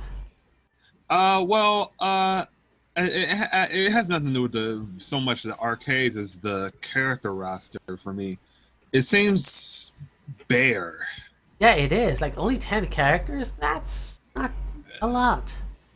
Yeah, I kind of worried about it because it doesn't have enough characters in it. They actually introduced a new character today called Dark Mewtwo. Oh, so... Wait, does the roster already have a Mewtwo? I don't think it did. Okay, then that's something new then. But Pokken has a long way to go before it becomes like a game worth playing. It's apparently a boss. It needs more Pokemon. Yep, I mean we're talking about a franchise that has like almost 700 Pokemon, right? You'd expect I'm surprised there's no Hitmonlee in it. Wait, what? Yeah, that sounds like it would be a shoe-in. No Hitmonlee. I just Fuck don't this game. Get it? It doesn't have any Hitmonlee. There's so many Pokemon that should be in this game, and it's I just know. like will announce another Pikachu. No, Machamp. I mean, like, with the 700 Pokemon roster, right, you'd think that the gimmick of this game is that you can choose from, I don't know, 100 to 200 characters to fight with? I actually would have doubt that they would have let that happen since it's a fighting game, and I don't know. They can always that would be balance issues of the wazoo. I don't know. Like, imagine like Nintendo, but Nintendo is kind of evil, so you would know that they wouldn't be above hiring Chinese sweatshop workers to develop new characters for this game. This game needs more characters. It's absurd that there's barely this many characters in it. Yeah, Street Fighter 2 Turbo had more characters than this, and that was from the early 90s. Jeez. I hope they add more characters to it for the Wii U version, or it's going to be kind of like a waste of money. Yeah, I mean, like, I have to say, it is a very, very fitting name, Usoge, for that game, because a fighting game cannot get away with releasing only 10 characters on launch anymore in this day and age, because like the modern fighting games, right, we can't demand a very, very wide variety of characters, and if we don't have that, right, we would demand a very, very solid and tight gameplay, like for example what Killer Instinct had. And you know what? That game already had a very, very expanded roster, so that isn't even a problem anymore for that game. So yeah, Pokken needs to Is the step game its even? game up. I don't know if I don't know whether the game is like arcade beta or what. Since they're consistently releasing these updates to it, I don't know. I don't know what's going on with this game. Yeah, you know, I think Nintendo is starting this trend of releasing games in a genre that they haven't been exploring, and basically releasing very, very little content for those games. Like, you remember how little maps are Yeah. available for Splatoon? Do you? What? Like, you remember Splatoon on launch, Oh right? yeah. On launch, Splatoon had very few maps. Like Yeah. four, I think there's like four maps on launch, Mm-hmm. and you can only play two at any given time. I almost feel like they were just better off using the Pokemon engine to create a new version of Pokemon Stadium. Oh yeah, that would be pretty That'd be awesome. awesome. Yeah, imagine us Be even. real. Like imagine a beat 'em up version of Pokemon Stadium where instead of like taking turns like beating each other up, right? You like run around in an arena trying to get the other Pokemon to knock out with your own abilities. Yes, that would have been pretty cool. Yep. It probably would have required quite a great deal of animation in this game. So I from think, weird yeah. to shit, we are regaled with Bethesda's usual incompetence. As expected, Fallout 4 will require a download on PC even if you bought a disc. You know what this sounds like to me? Day 1 DLC. Or Day 1 updates. This is both. It could be considered both a day one update as well as the fact that you need to get half of your game from the internet. Uh-huh. Oh, and someone dropped. Let's see, who do we lose? Was it me? Oh shit, we lost QQ. Oh boy. I think maybe he might have. No, he's back now. Welcome back. Welcome back. Did your internet die or something? So yeah. Q? You? Hello? You'll figure it out in time. So yes. Yeah. So yeah, it's kind of like it's pretty much exemplary of a disturbing trend in the modern digital age of gaming, in that not people, but developers have become very, very complacent about making sure that their game would work on their chosen platform before actually releasing it, right? So now, even if you got the physical PC copy of the game, install it, you will still need to download an update on it on launch. And let me tell you, knowing how Bethesda does things these days, right? You know that the patch is going to be like 1 to 2 gigabytes large at the very least. Yep. Yep. And apparently the disc doesn't contain the entire game. What the fuck? Wait, if this doesn't contain the entire game, then why not just fucking split it into 2 discs? How hard can that be? Well, they actually have the answer. The answer is because they didn't include all the game content because of piracy. That's retarded. Yep. They're making you use Steam to get the other half of your game. Yeah. If you didn't, just only buy it throughout Steam. Yeah, this is like kind of very, very consumer hostile, and yeah, as much as people are hyped up for Fallout 4, I would just tell everyone to just not pre-order Fallout 4 because this is a very shitty business practice, and let's just see. Apparently, they've been doing it this way for more than 10 years, and it seems to be doing okay. Lots of people bought Skyrim, Wolf, etc. My response to him is to go fuck himself because seriously, right? Has he not heard of GOG?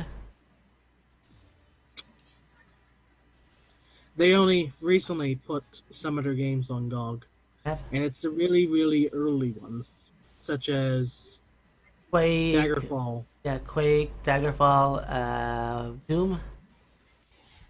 Kind of a bit too late for that, since they did it after Humble, and Humble has added Doom to their collection of games you can buy.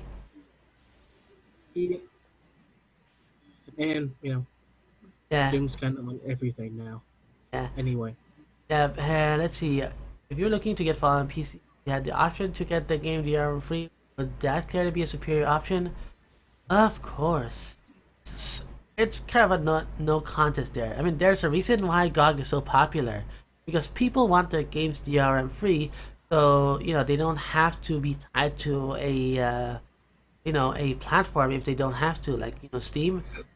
Like, most people are fine with Steam. I personally am fine with Steam, but sometimes you just want to just download and play the game, right? It's worse which when you it's, can do that with Steam. what You was have it? to be I online. had it was one of the Splinter Cell games that I was playing online with some of my pals. I bought it through Steam, but it needed Uplay, but it also needed Steam. So you'd have to launch Steam, launch it through Steam, and then Uplay would fire up, and you'd have to run Uplay as well. And it was like, why am I running two different DRMs at once? Whoa, is there any way I could not do this next time, please? That's Yeah. because Ubisoft demands all their games for PC have to run through Uplay, even if you bought it through Steam. It has to. Arrgh. Yeah, so If if you you want, just yes. bought it off the Uplay, then you just only use Uplay. There's no Steam. Yeah, which is kind of a ass backwards kind of system. If you got it on the Steam, you have to use Uplay. If you use Uplay, right, you don't have to use Steam. If you got it on GOG, you can use neither. Yeah, but Ubisoft, I'm betting, won't sell those games on GOG anytime soon. I'm not sure. Like, Ubisoft has the first Splinter Cell game on GOG. No, they don't. This is one of the very new ones. Anyway, I'm going to keep buying Ubisoft's games on Steam so they get a slower cut of my money, if I buy them at all. Well, it's kind of a shame, because Ubisoft still publishes good games. It's just that I don't want to have to deal with this shitty Uplay thing. It's just I don't know. I annoying. mean, like their last few ones, such as Assassin's Creed Unity. What else? This is what I'm really concerned about, is that I don't think Uplay is that popular. I'm worried that it's going to go the way of games for Windows Live, and then they're either going to have to rush to patch Uplay tie-ins out of all their games, or they're just going to abandon some of them. That's always a worry. Yeah, I remember when Capcom didn't have any plans to port their games out of games for Windows Live. That kind of set off a pretty large backlash against Capcom. Yeah, When is there I not mean, large backlash against Capcom? Yeah, like, Capcom has been doing so many things wrong lately. It's really, really painful to watch, and it's kind of like makes you really, really value the correct decisions they make once in a blue moon. Well, anyway, So yeah, Bethesda sucks. Fallout 4 is very, very hype, but I would not recommend pre-ordering at all. If you pre-order it, I Never would recommend pre-order. that you ask for a refund and wait for a sale later on. Just to send a never message. pre-order if you can. Yeah, Never just to pre-order. send a message to Bethesda that they can go fuck themselves if they're going to, apply such anti-consumer tactics on their releases. So yeah, moving on to Tech Raptor. Batman. Oh boy, the Arkham Knight saga never ends, does it? Nope. So, yeah, I'll take it lead for this one. So, as we all know, Batman for PC, it's shit. Is it shit? Q, is it shit? You think it's shit? Well, they are good games, Batman but the for ports PC. are terrible. No, I mean, like, is the new Batman for Yeah. PC good? Yes, it is. And they I finally don't- have it. Yeah. Well, I didn't actually, think it there's was a little. playable at first. There's a little bit of wasn't. history for this game, right? When this game actually was first released a while back, I think it was last year, right? On the PC, and to a very, very angry audience. And the reason for that is that the PC port is hopelessly broken. It is so bad that Warner Brothers had to pull the game out of the Steam store and apologize to fans for such a terrible port, right? But now, Yep. the game is re-released on Steam, promising a better PC version.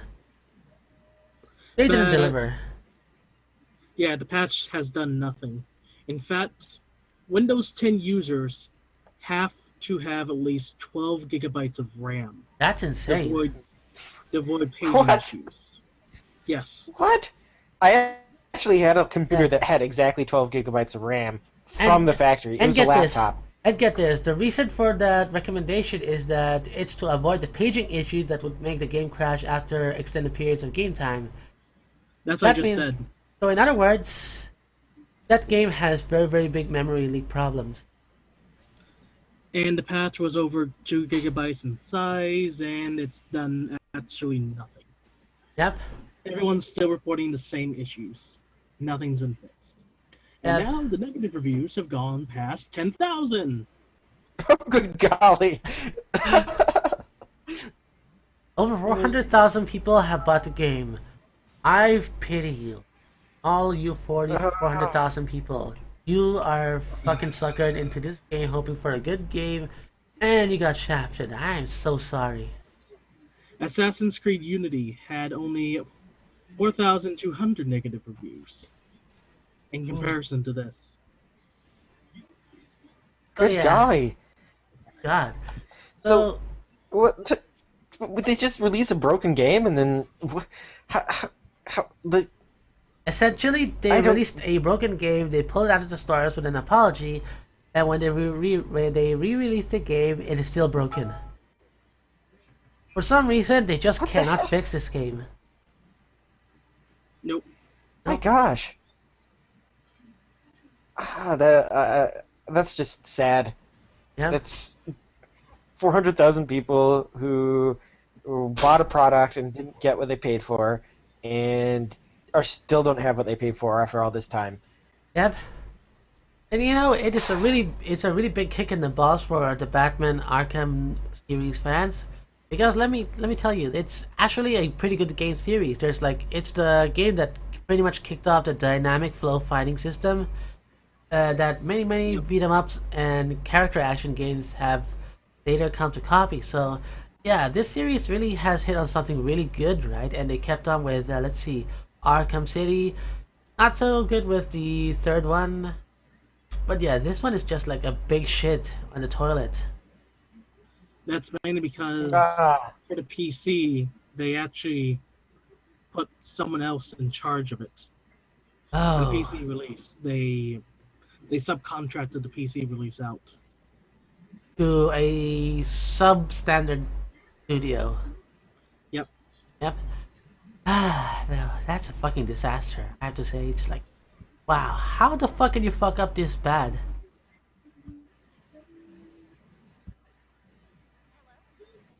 Anyone?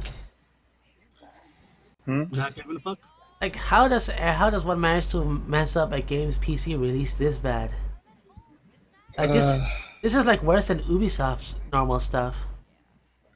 I don't have a lot of things to say about the Batman games other than saying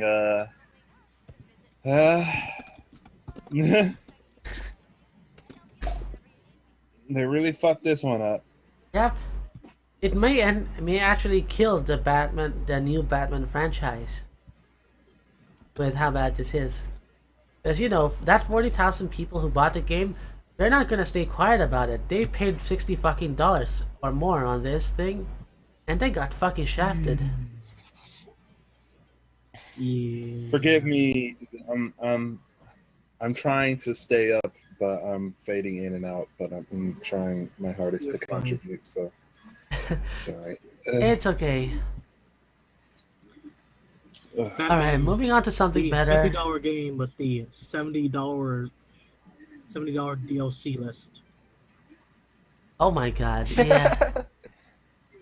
Uncle Fag is asking for access to the hangout, up to you. Nothing personal, Uncle Fag, but you're not a furry, and And I don't think you play much enough video games to be able to contribute, so I'm sorry. Species war now. Yeah. We're pretty much anti-human here. No humans allowed. Specious, apparently. Very, very specious. Yeah. Yeah, nothing personal. It's just that we don't think that you're kind of a fit for this stream in particular. I mean, maybe if we're hosting a politics stream, then we could have you around. Oh my, that would be very interesting. And speaking of interesting, let's see. XCOM 2 unveils dark events. A new thing added for XCOM 2, which the enemy can do to you. Yep. Apparently, these dark events are something that's designed to, screw the player over time. Like, randomly, let's see. And grow the enemy's strength. Uh-huh.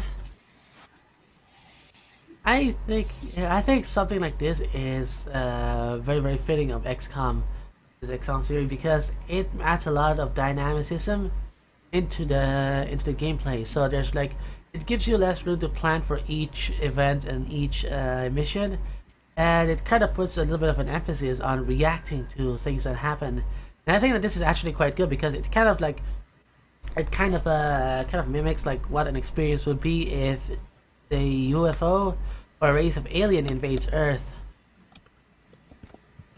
Well, in XCOM 2, the aliens have taken over Earth. Oh. You are trying to take it back. Aha.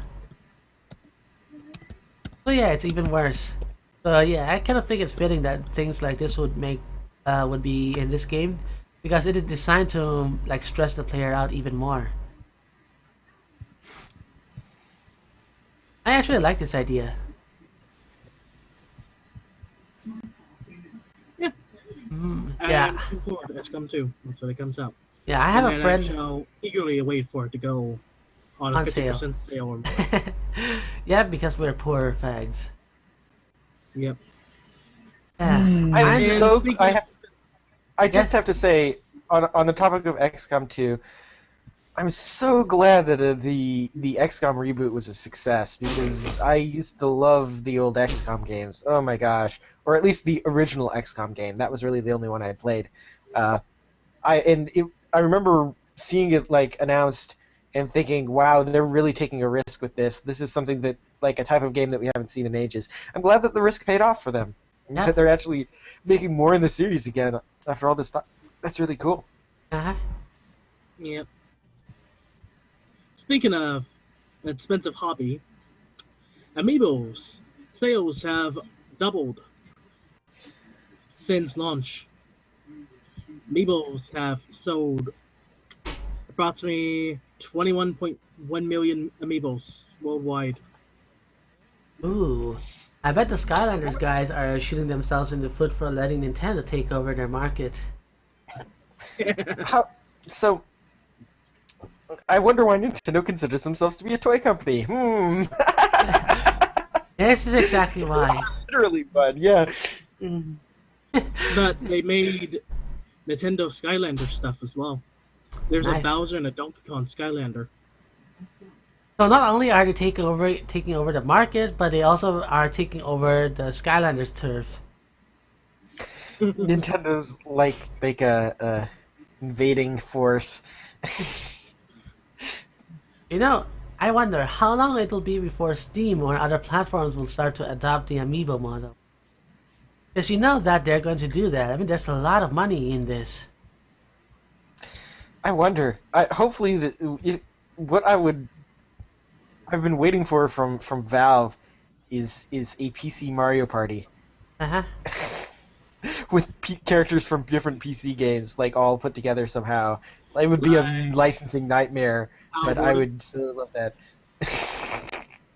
Imagine a fighting game with Gordon Freeman and the TF2 crew. And the Left 4 Dead 2 crew. That would be hilarious, actually.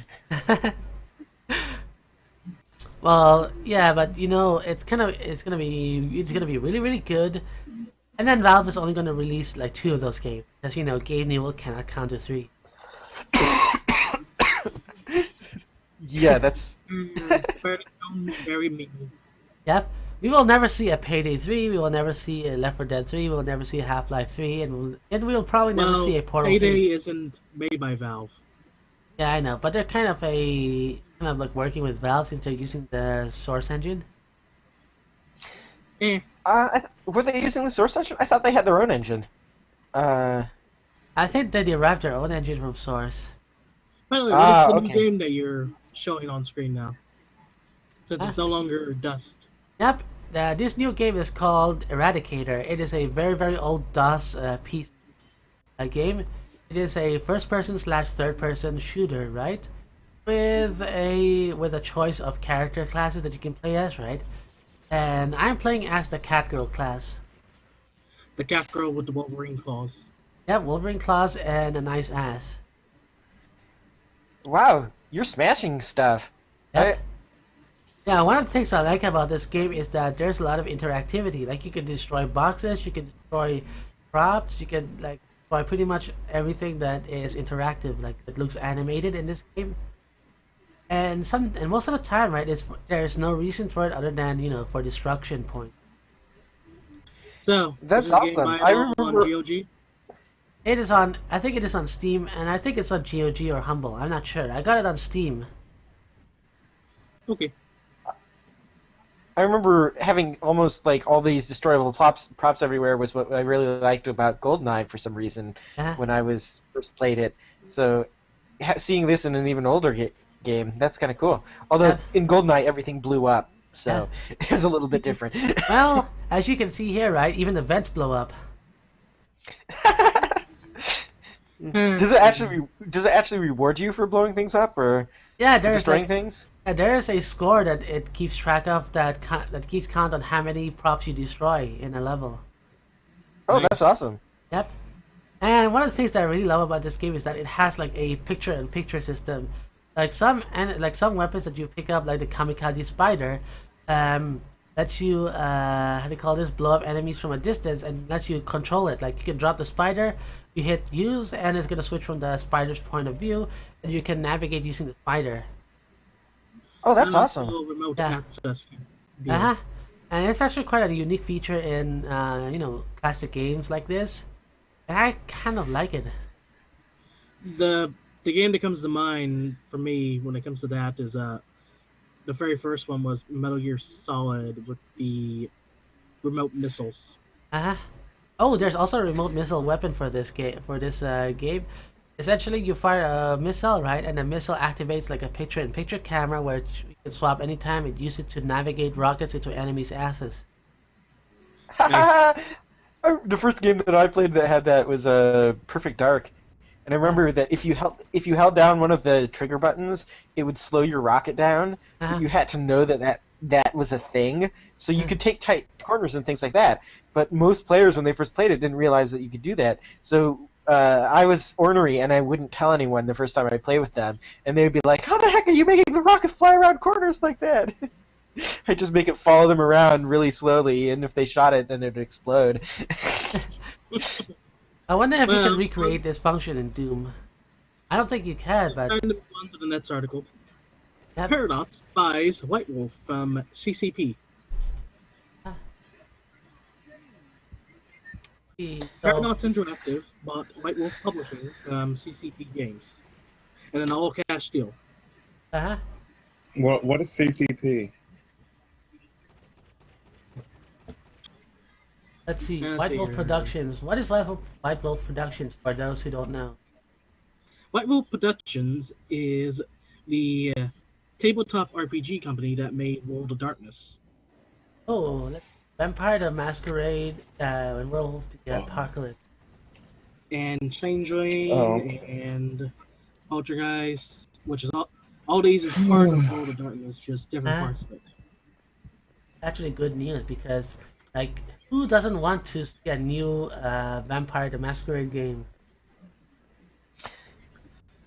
CCP Games. Yeah, and if they're buying it, that means they actually want to do something with it. So that's always good news. They Yeah, made it's EVE always nice to- Online and Dust 514 and EVE Oh, Valkyrie. they also made EVE Online? Yeah. Ooh, so that's gonna be a big revenue stream for Paradox. No. No, CCP made that.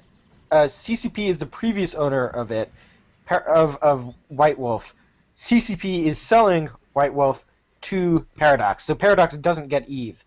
They just get everything that White Wolf owned. Oh. Well, that's kind of a disappointment. It would be pretty interesting what Paradox does with EVE Online.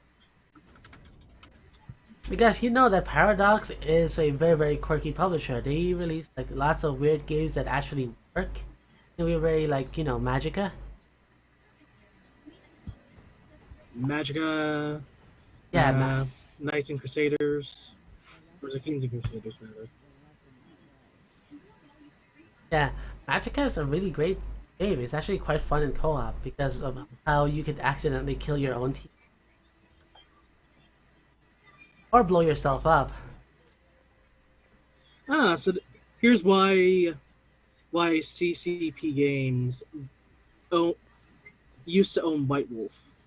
They bought the company as part of the MMO development deal, and then the MMO died off. It was canceled in April 2014 after 9 years of development. That's kind of disappointing. Like, it would be pretty interesting to see a World of Darkness MMORPG. It was looking promising. I forgot what company it was, and now here it is. Uh-huh. And then they just owned White Wolf.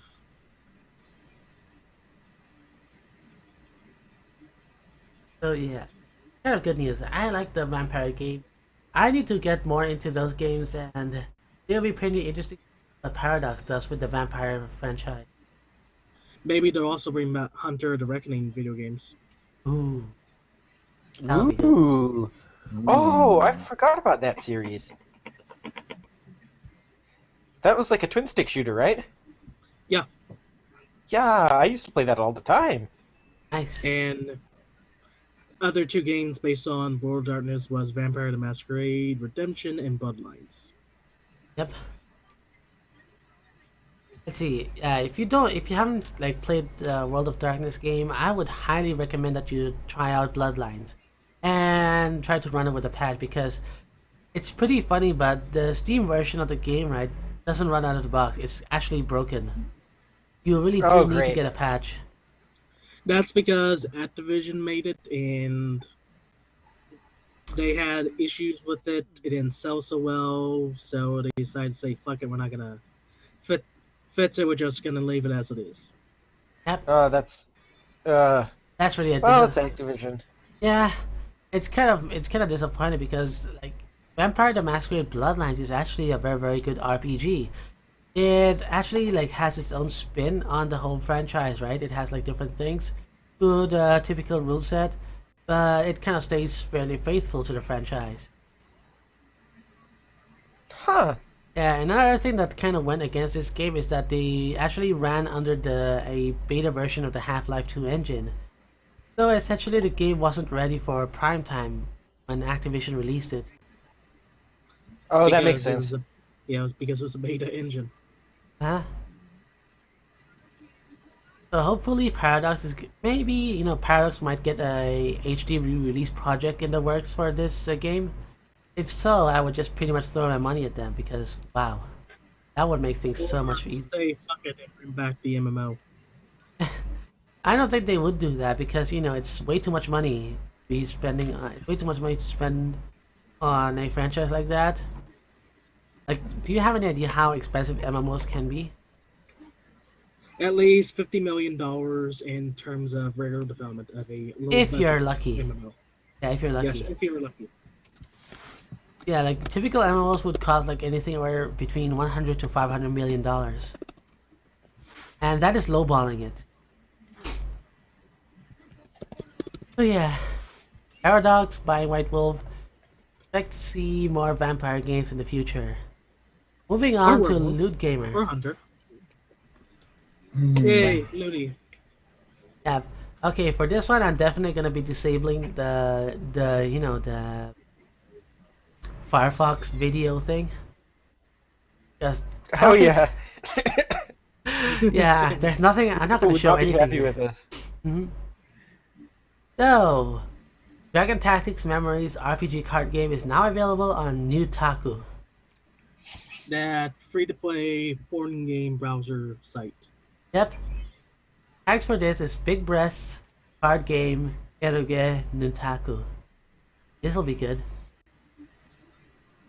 So yeah, they use let's see, Nutaku is a service about a service where they release porn games on the browser, and they recently released Ghost Kingdom, which basically was pretty successful. They've been into a few genres, including Everlasting Summer. Ultra Adventure, Osua Island, and Everlasting Summer. So yeah, Dragon Tactics Memory is a card game that features lots of anime girls with large breasts. It takes place. Yeah, it also involves dragons. Yep. Ooh. Let's see. The powered question is the ability to awaken and unleash the magical abilities that often lay dormant within the male soul. You know what that means. We're gonna beat it off to beat the dragon. Yep. Oh boy. Oh my. There's What am I looking at in the stream? What game is this? Eradicator. It is an old DOS game. Welcome to the last 5 or so minutes. Y'all have to realize that I've been fading in and out because I'm trying to stay awake. It's very difficult, but I am trying. So forgive me. Let's see. Well, it's pretty hard to parse this because of the way this is written, but apparently there's gonna be like memory flashbacks. There's gonna be sex scenes, even if you lose the night from which they came. So basically, you can also collect memories of sexual encounters in this game.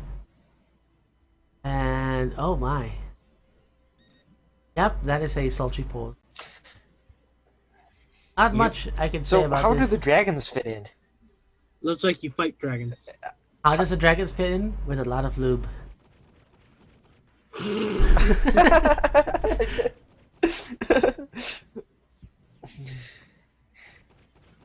Let's see. Attacks have two phases. Dual phase, which deals a small amount of damage, and a Mobius phase, which deals huge damage. So, I don't see the point here. It's kind of like overcomplicated for a game like this. It looks like a kind of semi-standard free-to-play card game that's all over phones and such, but this one has porn attached to it, and instead of fighting just whatever random monster and or players, you're just fighting big angry dragons. It's all things that are interesting, but will the combination of all those things thrown together work? Yeah, That's the question. let's hope that the game doesn't end up like Idea Fuck. Well, it uses microtransactions. Oh shit. Since it's Oh free to play. god, it's already killed It me. uses Newtaku Gold for currency. Oh god, yeah. Well, my boner is killed. Why, you don't want to pay $5.99 for that card that can give you a set scene, maybe? Oh no, I wouldn't pay that much for for a video. Well, it's not even a video; it's visual novel porn material. Yeah, well, at the very least, I can say that the art is good. If this were a furry game, I might look into it. Because, size difference, furries, dragons. Yeah. Alright, enter the next article. I'm just gonna go over this quickly because there is one article in particular that is gonna be very interesting. You all know what it's gonna be. Uh-huh. The Do we want to do that one last? Yeah. okay. So, Senran Kagura. New wave girls get physical. The Android big card game, ecchi, free to play. Yeah. So yeah, you know about the Senran Kagura series, right? Can you tell the viewers Boobies. what it is? Boobies. Yep, it's basically Boobies the game. Booby ninjas. Yep. I like how the stats that they have for each character here is basically their bust, waist, and hips. Like, very interesting that is the relevant statistic So, for characters. That compares their strength. Yep. So apparently, Ah, yeah. So apparently, right, this game is essentially ninjas in a school athletic event. aha. Yep. It's pretty silly. Interesting. So do the girls with the bigger breasts have higher stamina or something? Is that how this works? Oh my God! They even like this article even added the bust, waist, and hip measurement. Yes, it did. Yep. And I have to say, these measurements are kind of unrealistic. Like, who the fuck has like Bumblebee's proportions? Like, Well, I think that's somewhat the point. oh my. Bust size 89 centimeters, waist size 58 centimeters, hips Yeah. 89. Yeah, I'm not too fond of the art style, to That's be not- honest. That's not even the most extreme difference between bust and waist in the article itself. Yeah, I guess so, but Haruka has 99 centimeter bust, 55 centimeter waist, and 88 centimeter waist. That's like about as hourglass as you can come. uh-huh. Let's see. This new game is apparently only available in Japanese, so get your Weeaboo dictionaries out. There are still ways for Western gamers to register and join in. Oh my god, this game. Let's see. Oh, so apparently there's a translation guide for this game for Western audiences. I don't think it's enough to win me over, to be honest, because it's a card battle game, and I'm not really into card battle games, and plus the art style isn't that great, to be honest. Kind of plain, like the only real selling point of this is big jiggly boobs. And you can only be excited for that for so long. Well, how about the next article involving? Are we going to skip that one and do it last because it'll Yep. probably be the most discussed one? Yep. Let's Should we do see. Guilty Gear next? Yep, Guilty Gear XRD Revelator Alternating Panties. Wow, so there is something actually quite ecchi in the Guilty Gear series. If there isn't already, you know, thanks to Felicia's costume. So apparently, there is going to be alternating panties for one of the characters in this game.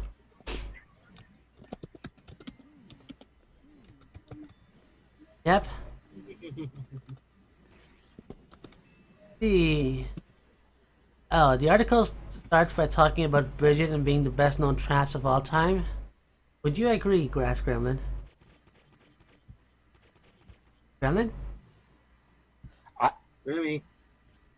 What? What? We are talking about Guilty Gear XRD's alternating panties, and the article starts about talking about how Bridget is the best trap ever. Yes, that is Yeah. true. Is Bridget the best trap, or is Bridget the overrated trap? Bridget was the first trap character I copied the design for when I discovered traps. Uh-huh. So When this- I discovered that I could change, because I used to be. Here's a fun story. I spent about 2 years drawing nothing but female characters, mostly because I just like drawing girls better than I like drawing guys. I didn't think anything about surprising. I didn't think anything about fucking with gender too much, mostly because at the time I was closeted, and it just didn't cross my mind at the time. And then when Bridget came out, and I was like, huh.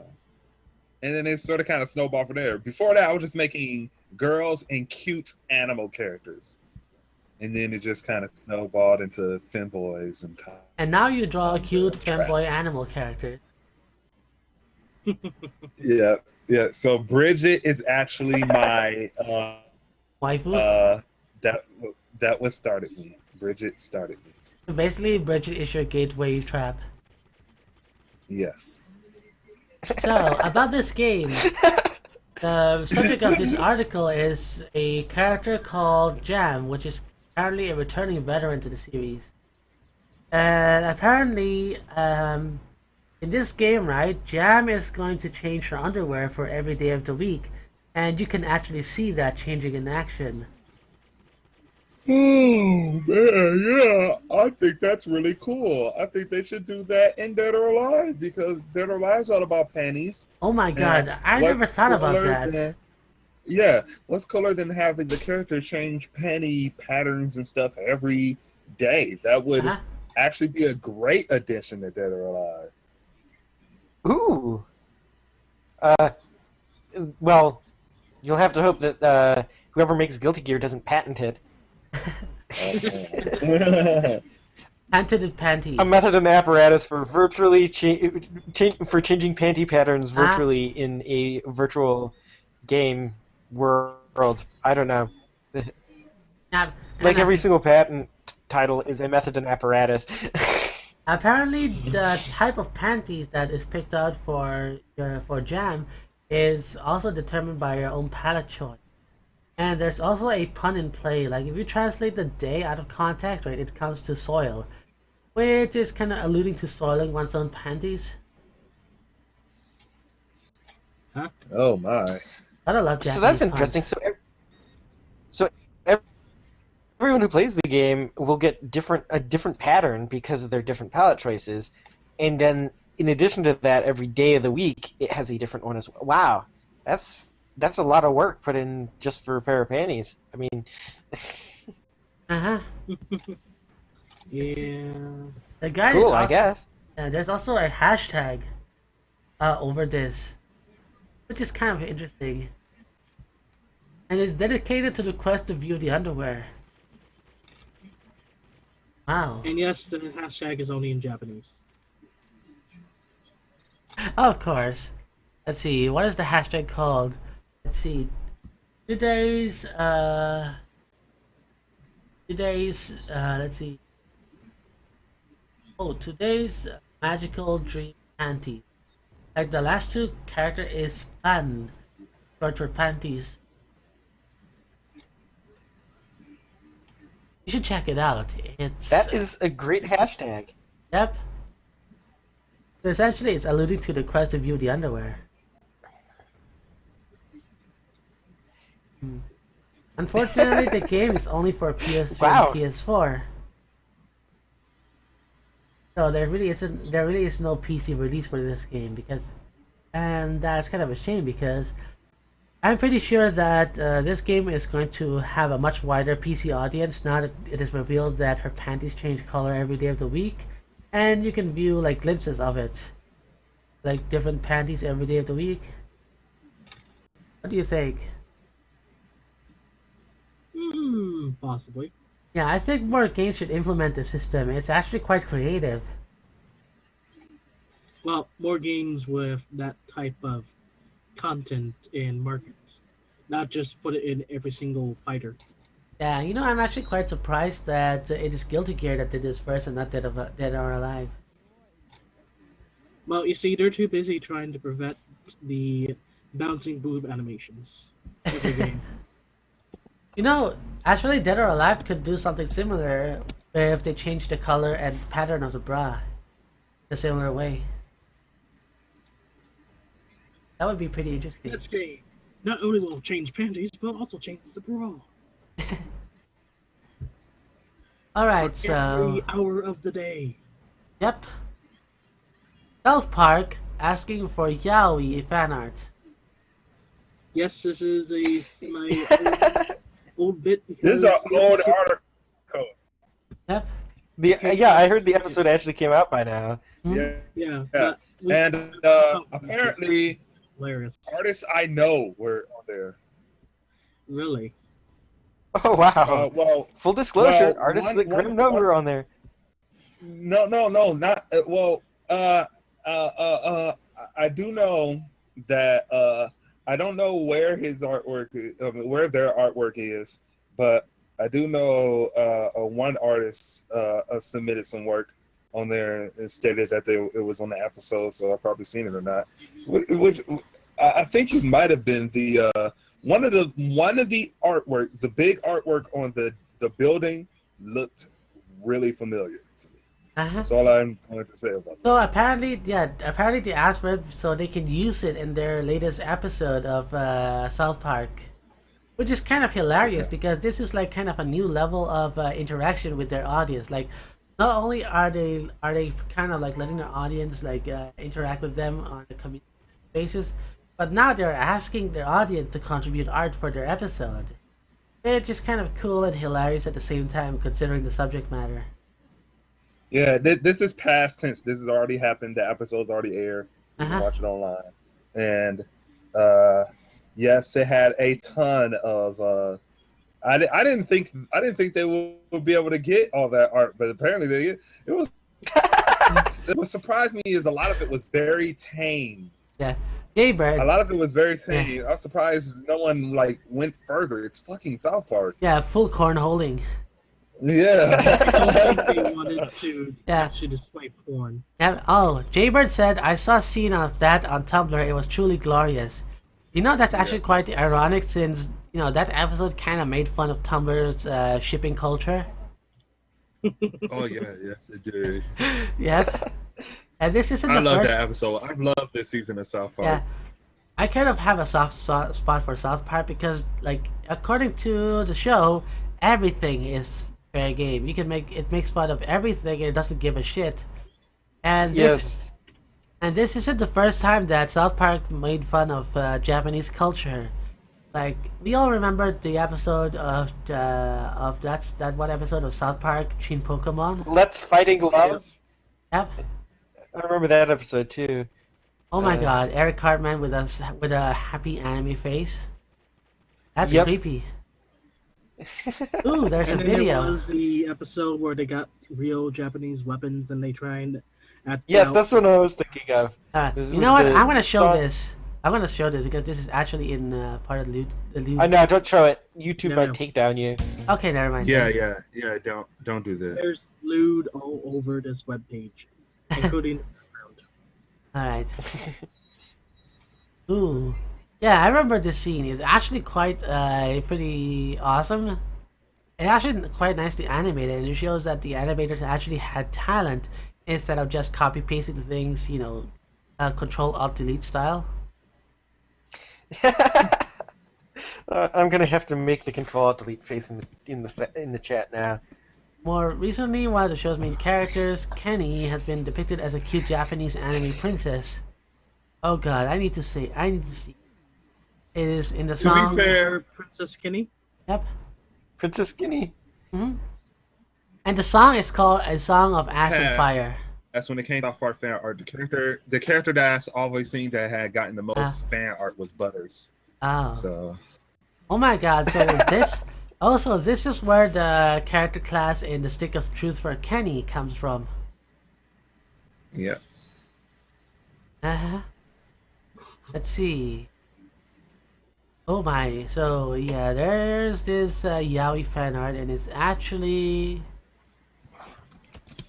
Yeah, it's pretty hot. Like, if you're interested in yaoi stuff, right, this is gonna be right up your alley. Let's see. Nah, I'm not interested in South Park yaoi. No thank you. Well, some people might be. It's not drawn in the South Park style, if that's what you're wondering, Kota. Yeah. It's actually like in a very yaoi style. I don't know how else to describe that style. So the Tweak X Crane fan art contest is very limited in time, as you can only submit your art entries until Monday, October 26th. So if you happen to own a time machine, you can still participate, but only if you have a time machine. Submissions, let's see, are only available to U.S. residents. So, wait, only U.S. residents? That's kind of disappointing because it would be pretty interesting if they allowed Japanese like fans to contribute art to it. Well, it probably has some. They probably had some problems doing that. Might be. Yes, international copyright law would be an absolute Yeah. nightmare. On top of that, well, the characters is depicted as young, and even in a semi-sexual manner, in some countries it's considered illegal. Oh yeah. Well, not in Japan though. And they probably just didn't want to try and mess around with only selecting the ones that's legal for the age or whatever, or even yada yada. Yeah, that's true. Or have all the art make them look like as if they're 18 or older. Just say, if you're an American citizen, you've drawn art of this type and of this pairing, here, submit it to us and we'll put it in our show if we like it enough. That's what it basically was. And yeah, they made an episode that made fun of Tumblr in general, so apparently this also isn't the first time that they made fun of Tumblr. Which is hilarious because, you know, Tumblr is basically... Safe spaces. Yeah, Tumblr is basically lolcow material for South Park. That's true. So, I found 2 other articles that actually came out today on Blue Gamer. Ooh. Alright, let's take a look. Well, one is actually from the 28th, but I wasn't really sure if we should add it before. So, into the realm of SNES porn slideshows. Oh my, this is gonna be a retrospective. Yep. And immediately I'm greeted with pixelated boobies. Yes. Lovely. Oh my gosh! So they must have done some really clever tricks in order to get this many colors on screen at once. I'm talking, of course, about the fourth image. Oh, the Lions porno party? After that. Oh. Well, I'm just kind of like looking at this, I'm like, do I want to know? Ooh. Oh. Those are nipples. Those are nipples. Yes. All our viewers are going, what the heck are they looking at? It's an article called Into the Realm of SNES Porn Slideshows. Apparently, someone was taking... Oh god, the picture under the you know, photographic women. That's pretty ugly. Yeah. Oh my god. But basically, I like the caption to put under it. I have paint all over me, but you're still a weirdo. Yeah. So someone apparently was taking images and turning them into pirate SNES cards of slideshows of these images. Some of them are photographic, some of them are hentai style, and they're actually like full color, like impressively so. I don't know what palette modes the SNES had, but this is pretty impressive from a technical standpoint. What are we talking about now? Oh gosh. You don't want to know. Kota, you should be linking this stuff in the thing so that I will be able to get to it. It is linked. This chat. That's how they have it. Yeah, Kota just did.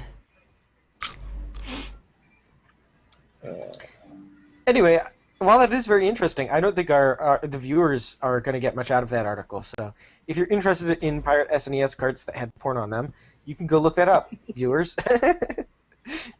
You know, this will be interesting. Actually, this will be an interesting way to create a pornfolio. Now I want to get an SNES flash cart and an SNES dev kit and make my own. I could use all of your guys' art and I would be glad to with contribute. permission, of course. I would just need to learn some tricks on how to actually get it to render it with enough colors. Yep. All 250 colors of you know, furry stuff. Well, that's something that I actually discovered, is that the original StarCraft and StarCraft Brood War used an 8-bit palette. They used 256 colors, and those games looked amazing. So Wow, I wouldn't have thought so. yeah, I was surprised when I learned that. But yeah, I actually learned that because in order to get it to work on my computer, I had to force the palette for the program to be 8-bit. So, yeah, you can do a lot with those 256 colors. So yeah, All right. this is just a little retrospective of hacked ROMs and hacked cards. I thought it was kind of funny. Want to share it with you guys. Let's And see. last article from Loot Gamer for this week. Europe ruling that dictates that UK porn filters are illegal. Yep. It's going down, son. European Union, political union of 28 member states in Europe, have ruled today that the UK porn filters are illegal. Dun, dun, dun, dun. Explain porn filters. What was the UK doing? The UK has this thing where, by default, all internet has a filter on it. And you actually have to call up your ISP and request for it to be removed. Otherwise, it's on by default. Yep. Oh wow. And then you get put onto the allow view porn list. You get put on the government now thinks you're a degenerate list. Yeah, that is definitely a gross violation of piracy. You know, which is kind of ironic. Which is kind of ironic since, you know, the person that started the referendum is the Prime Minister of UK, David Cameron. And David Cameron is now known as someone who stuck his dick in a pig's mouth. So basically, someone who fucked a dead pig is trying to dictate what kind of porn we can and can't watch, and the European Union isn't having any of this shit. No. Well, the European Union was trying to do something unrelated and accidentally made the UK filter illegally. What the EU, not the UN, the EU was trying to do is say that ISP should treat all traffic equally without discrimination, restriction, or interference. In other words, a net neutrality type of thing. But in the process, they have said that the UK porn filter, because it says that certain types of traffic should be blocked and basically treated differently, that is illegal too. And not only is it illegal, but it is not useful. It's kind of like a pain in the ass. Because not only did they block porn, they also blocked drug information websites and sex education resources. Oh wow. So in other words, people aren't going to have as much access to information about, you know, drugs that can potentially kill you if you overdose. Which is actually quite dangerous because a lot of the times, right, when people look this stuff up, right, they're kind of worried about friends of theirs or relatives of theirs who may have been abusing drugs, right? And they look up this website because they need to know what they need to be prepared for, right? And with this filter, right, this information is going to be screened out. And the same thing for sex education resources, because, you know, learning how to have sex safely is kind of important because, you know, you cannot stop people from fucking and you cannot stop people from being degenerates. And like we all know, it didn't work with David Cameron since, you know, he fucked a pig.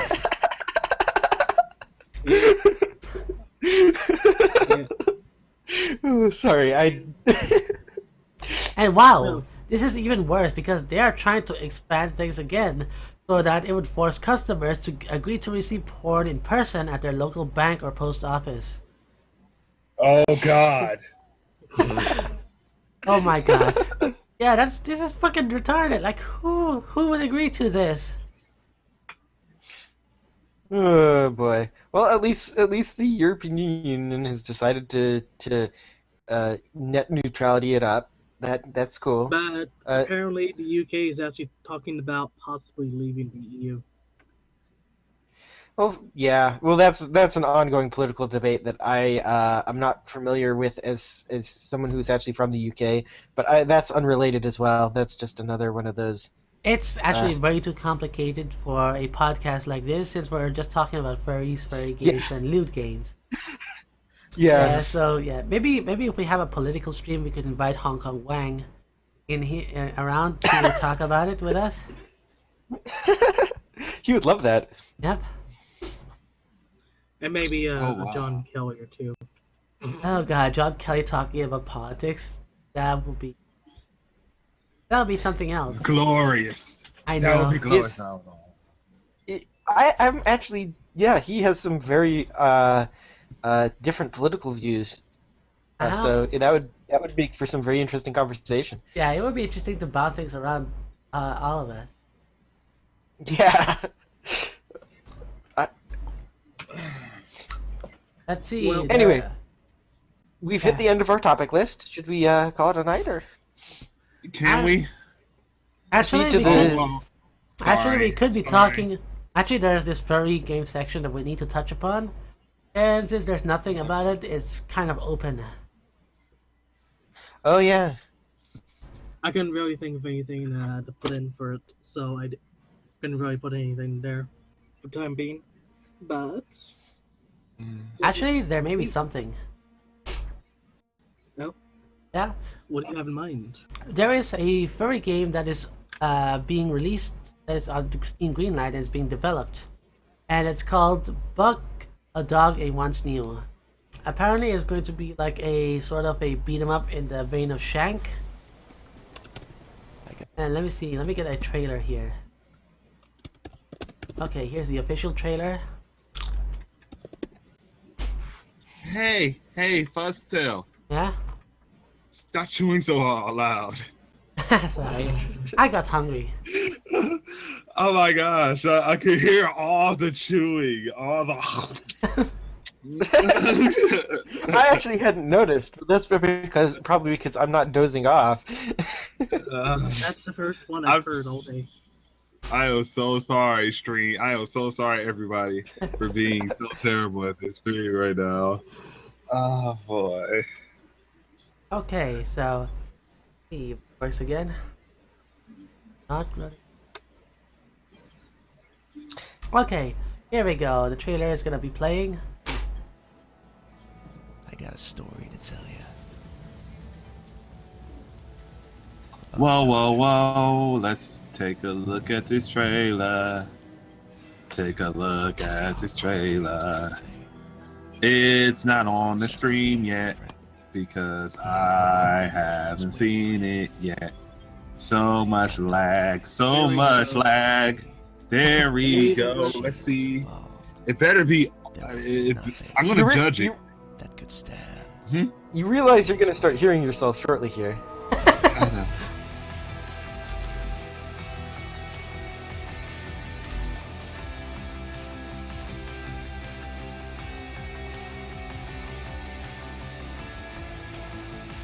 You know, the art style kind of reminds me of a hybrid between Shank and the Songs of Virtue, Death Spank. I gotta say, I can't wait to tell you the rest. I'm mildly interested. Am I singing during the trailer? Yes, she was during it. And we're on during the trailer. Alright, here's the next trailer. Alright, it's a chat with Nibbler, voiced by Kadikarus. So apparently apparently a popular YouTuber is voicing one of the characters in this game. You got a minute? No, this roaming torch will not do. Yeah, I'm going to turn up the volume of this. Look out for this fellow called. Who is it? I think he's Kadikarus. or something. Oh! Junk? I don't see any Kadikarus. junk. Yes. All I see is Now I'm salvage. You know, interested. those priceless materials and tools that almost Kadikarus is everyone drives awesome halfway YouTube. across the desert to purchase. Oh, I see. My bad. Nibbler the this- Salvager then. At your 3D? service, Or is it Mr. 2D? I can't 2D. tell. Well, It's greetings 2D. No, I and mean, it's- salutations, Buck. Now, how may I help It you on looks this fine really night? well shaded. Mm-hmm. It looks cell shaded almost. I'm This here on actually looks behalf of like a Zack and very Jack from interesting West game. Town. They say that you're the only one who has what they're looking for. It's a lot better If than it's Zack and Dusty. Jack, then I guess the town generator is causing trouble again. Those two can't keep anything running. That's right. They need 4 engine pistons, a box of tools, and finally, an engine core. Engine core. engine core. I believe I saw my That's last one a cool. week I'll have to follow the progress of this one. It's on green light. That means it's gonna happen. I'm looking forward to this. It's actually quite interesting. Yeah. I like the aesthetic, so that's cool.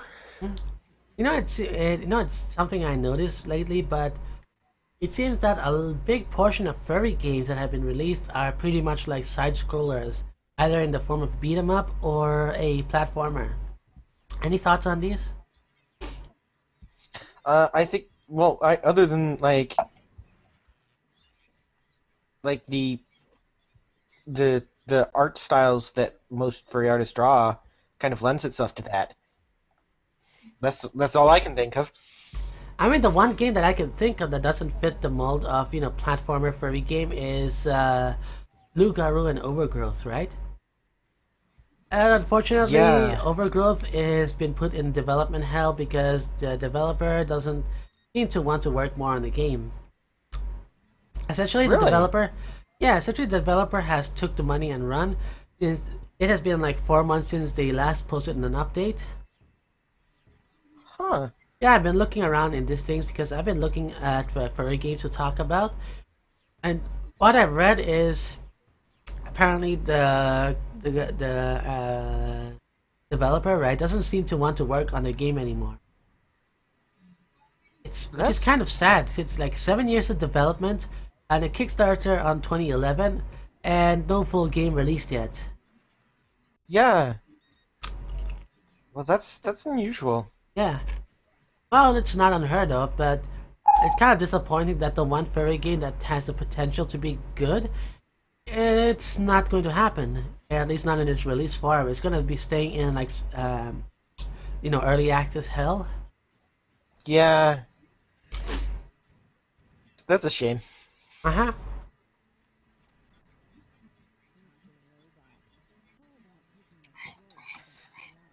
They had some really neat mechanics that were going to go into that too. Yeah.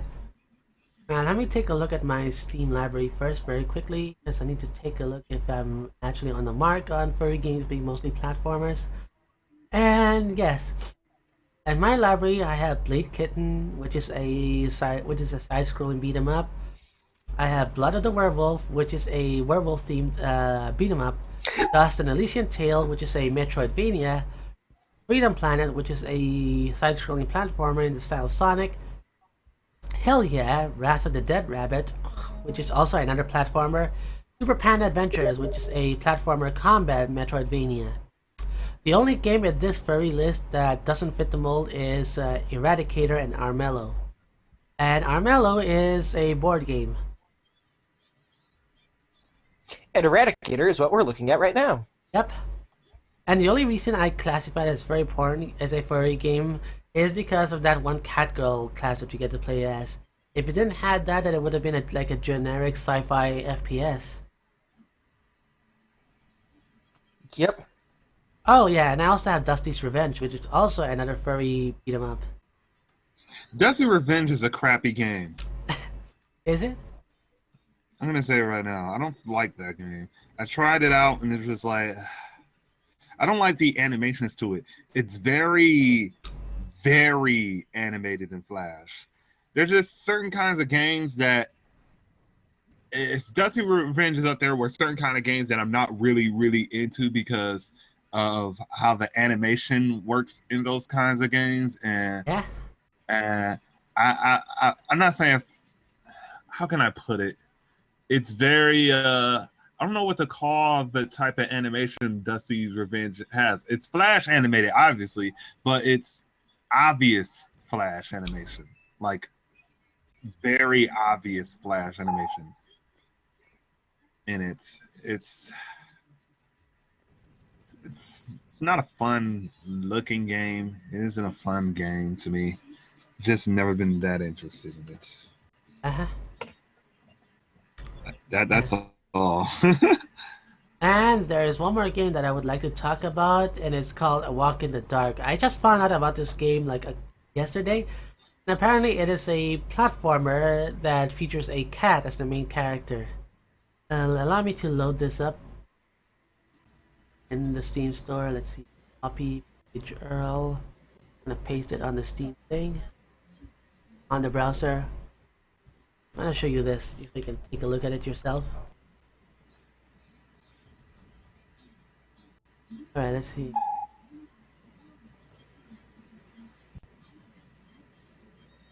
Okay. Yeah, I think this is what you're looking for. Okay. So let's. Trailer is here. A Walk in the Dark. Yep.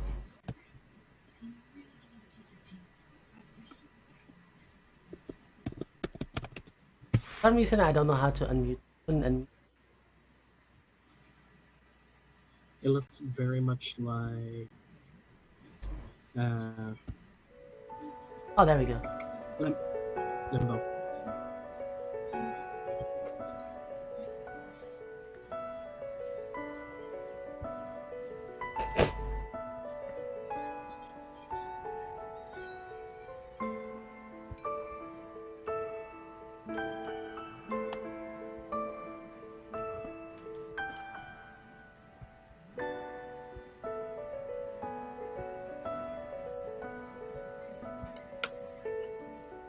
Whoa, whoa, whoa, whoa, whoa.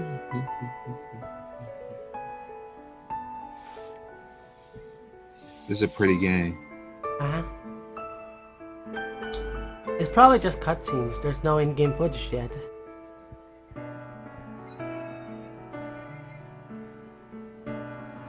Oh, there it is.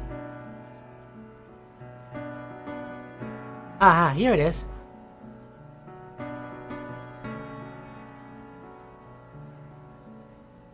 Oh my, wall jumping.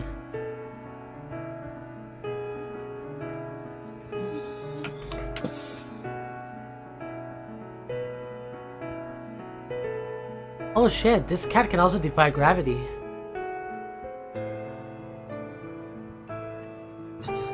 My screen must be lagging because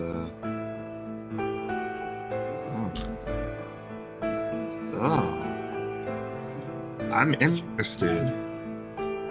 I'm interested at this game. Yep. It's very pretty. Mm-hmm. And the best part is that this game is on sale right now. It is $3. If you're interested, you can pick it up. It looks like a simple game, and it's very well worth the $3 if you're into that sort of stuff. Here's another video.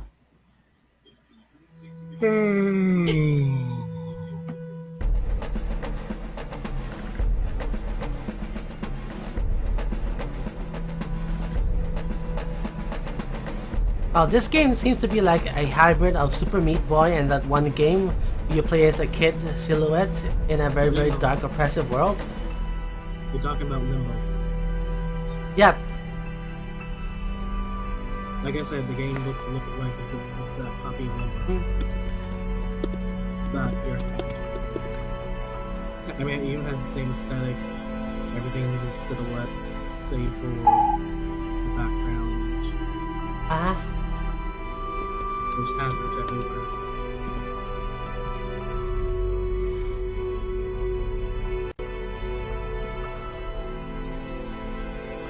I'm liking the the gravity shifting mechanic as well. It kind of reminds me of VVV as well.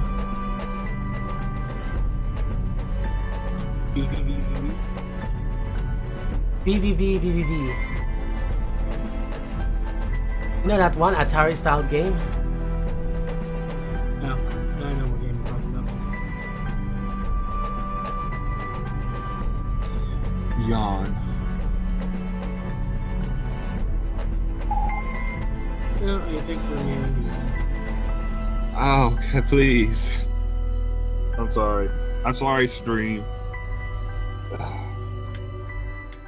I should be more wide awake. I thought about running. I had thought about running out and getting a coffee before I started this, but I didn't. It's too late for that, and now I had to deal with tired me. Yeah, you should have taken a nap beforehand, like I did. Like I knew that I only had like 3 to 4 hours to sleep before going to the stream, and that's why I kind of decided to set off my alarm clock, which it didn't set Well, off. I couldn't take a nap because the house was very, very busy.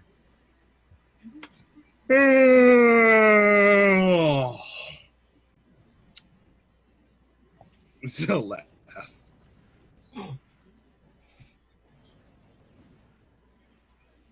Meow. Yeah. Meow. All right, so So there's nothing else, right?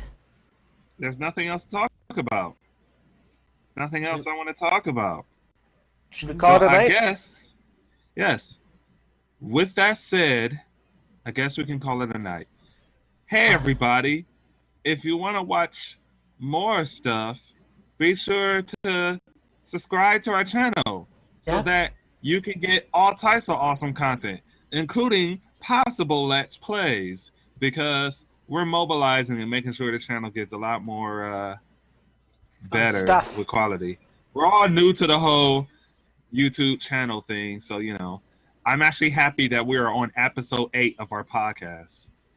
I would like to congratulate on that. Our podcast has gotten it's varied in quality. Hopefully, we can start to add some consistent quality to it. Hopefully, when all of us want to make some money or something like that.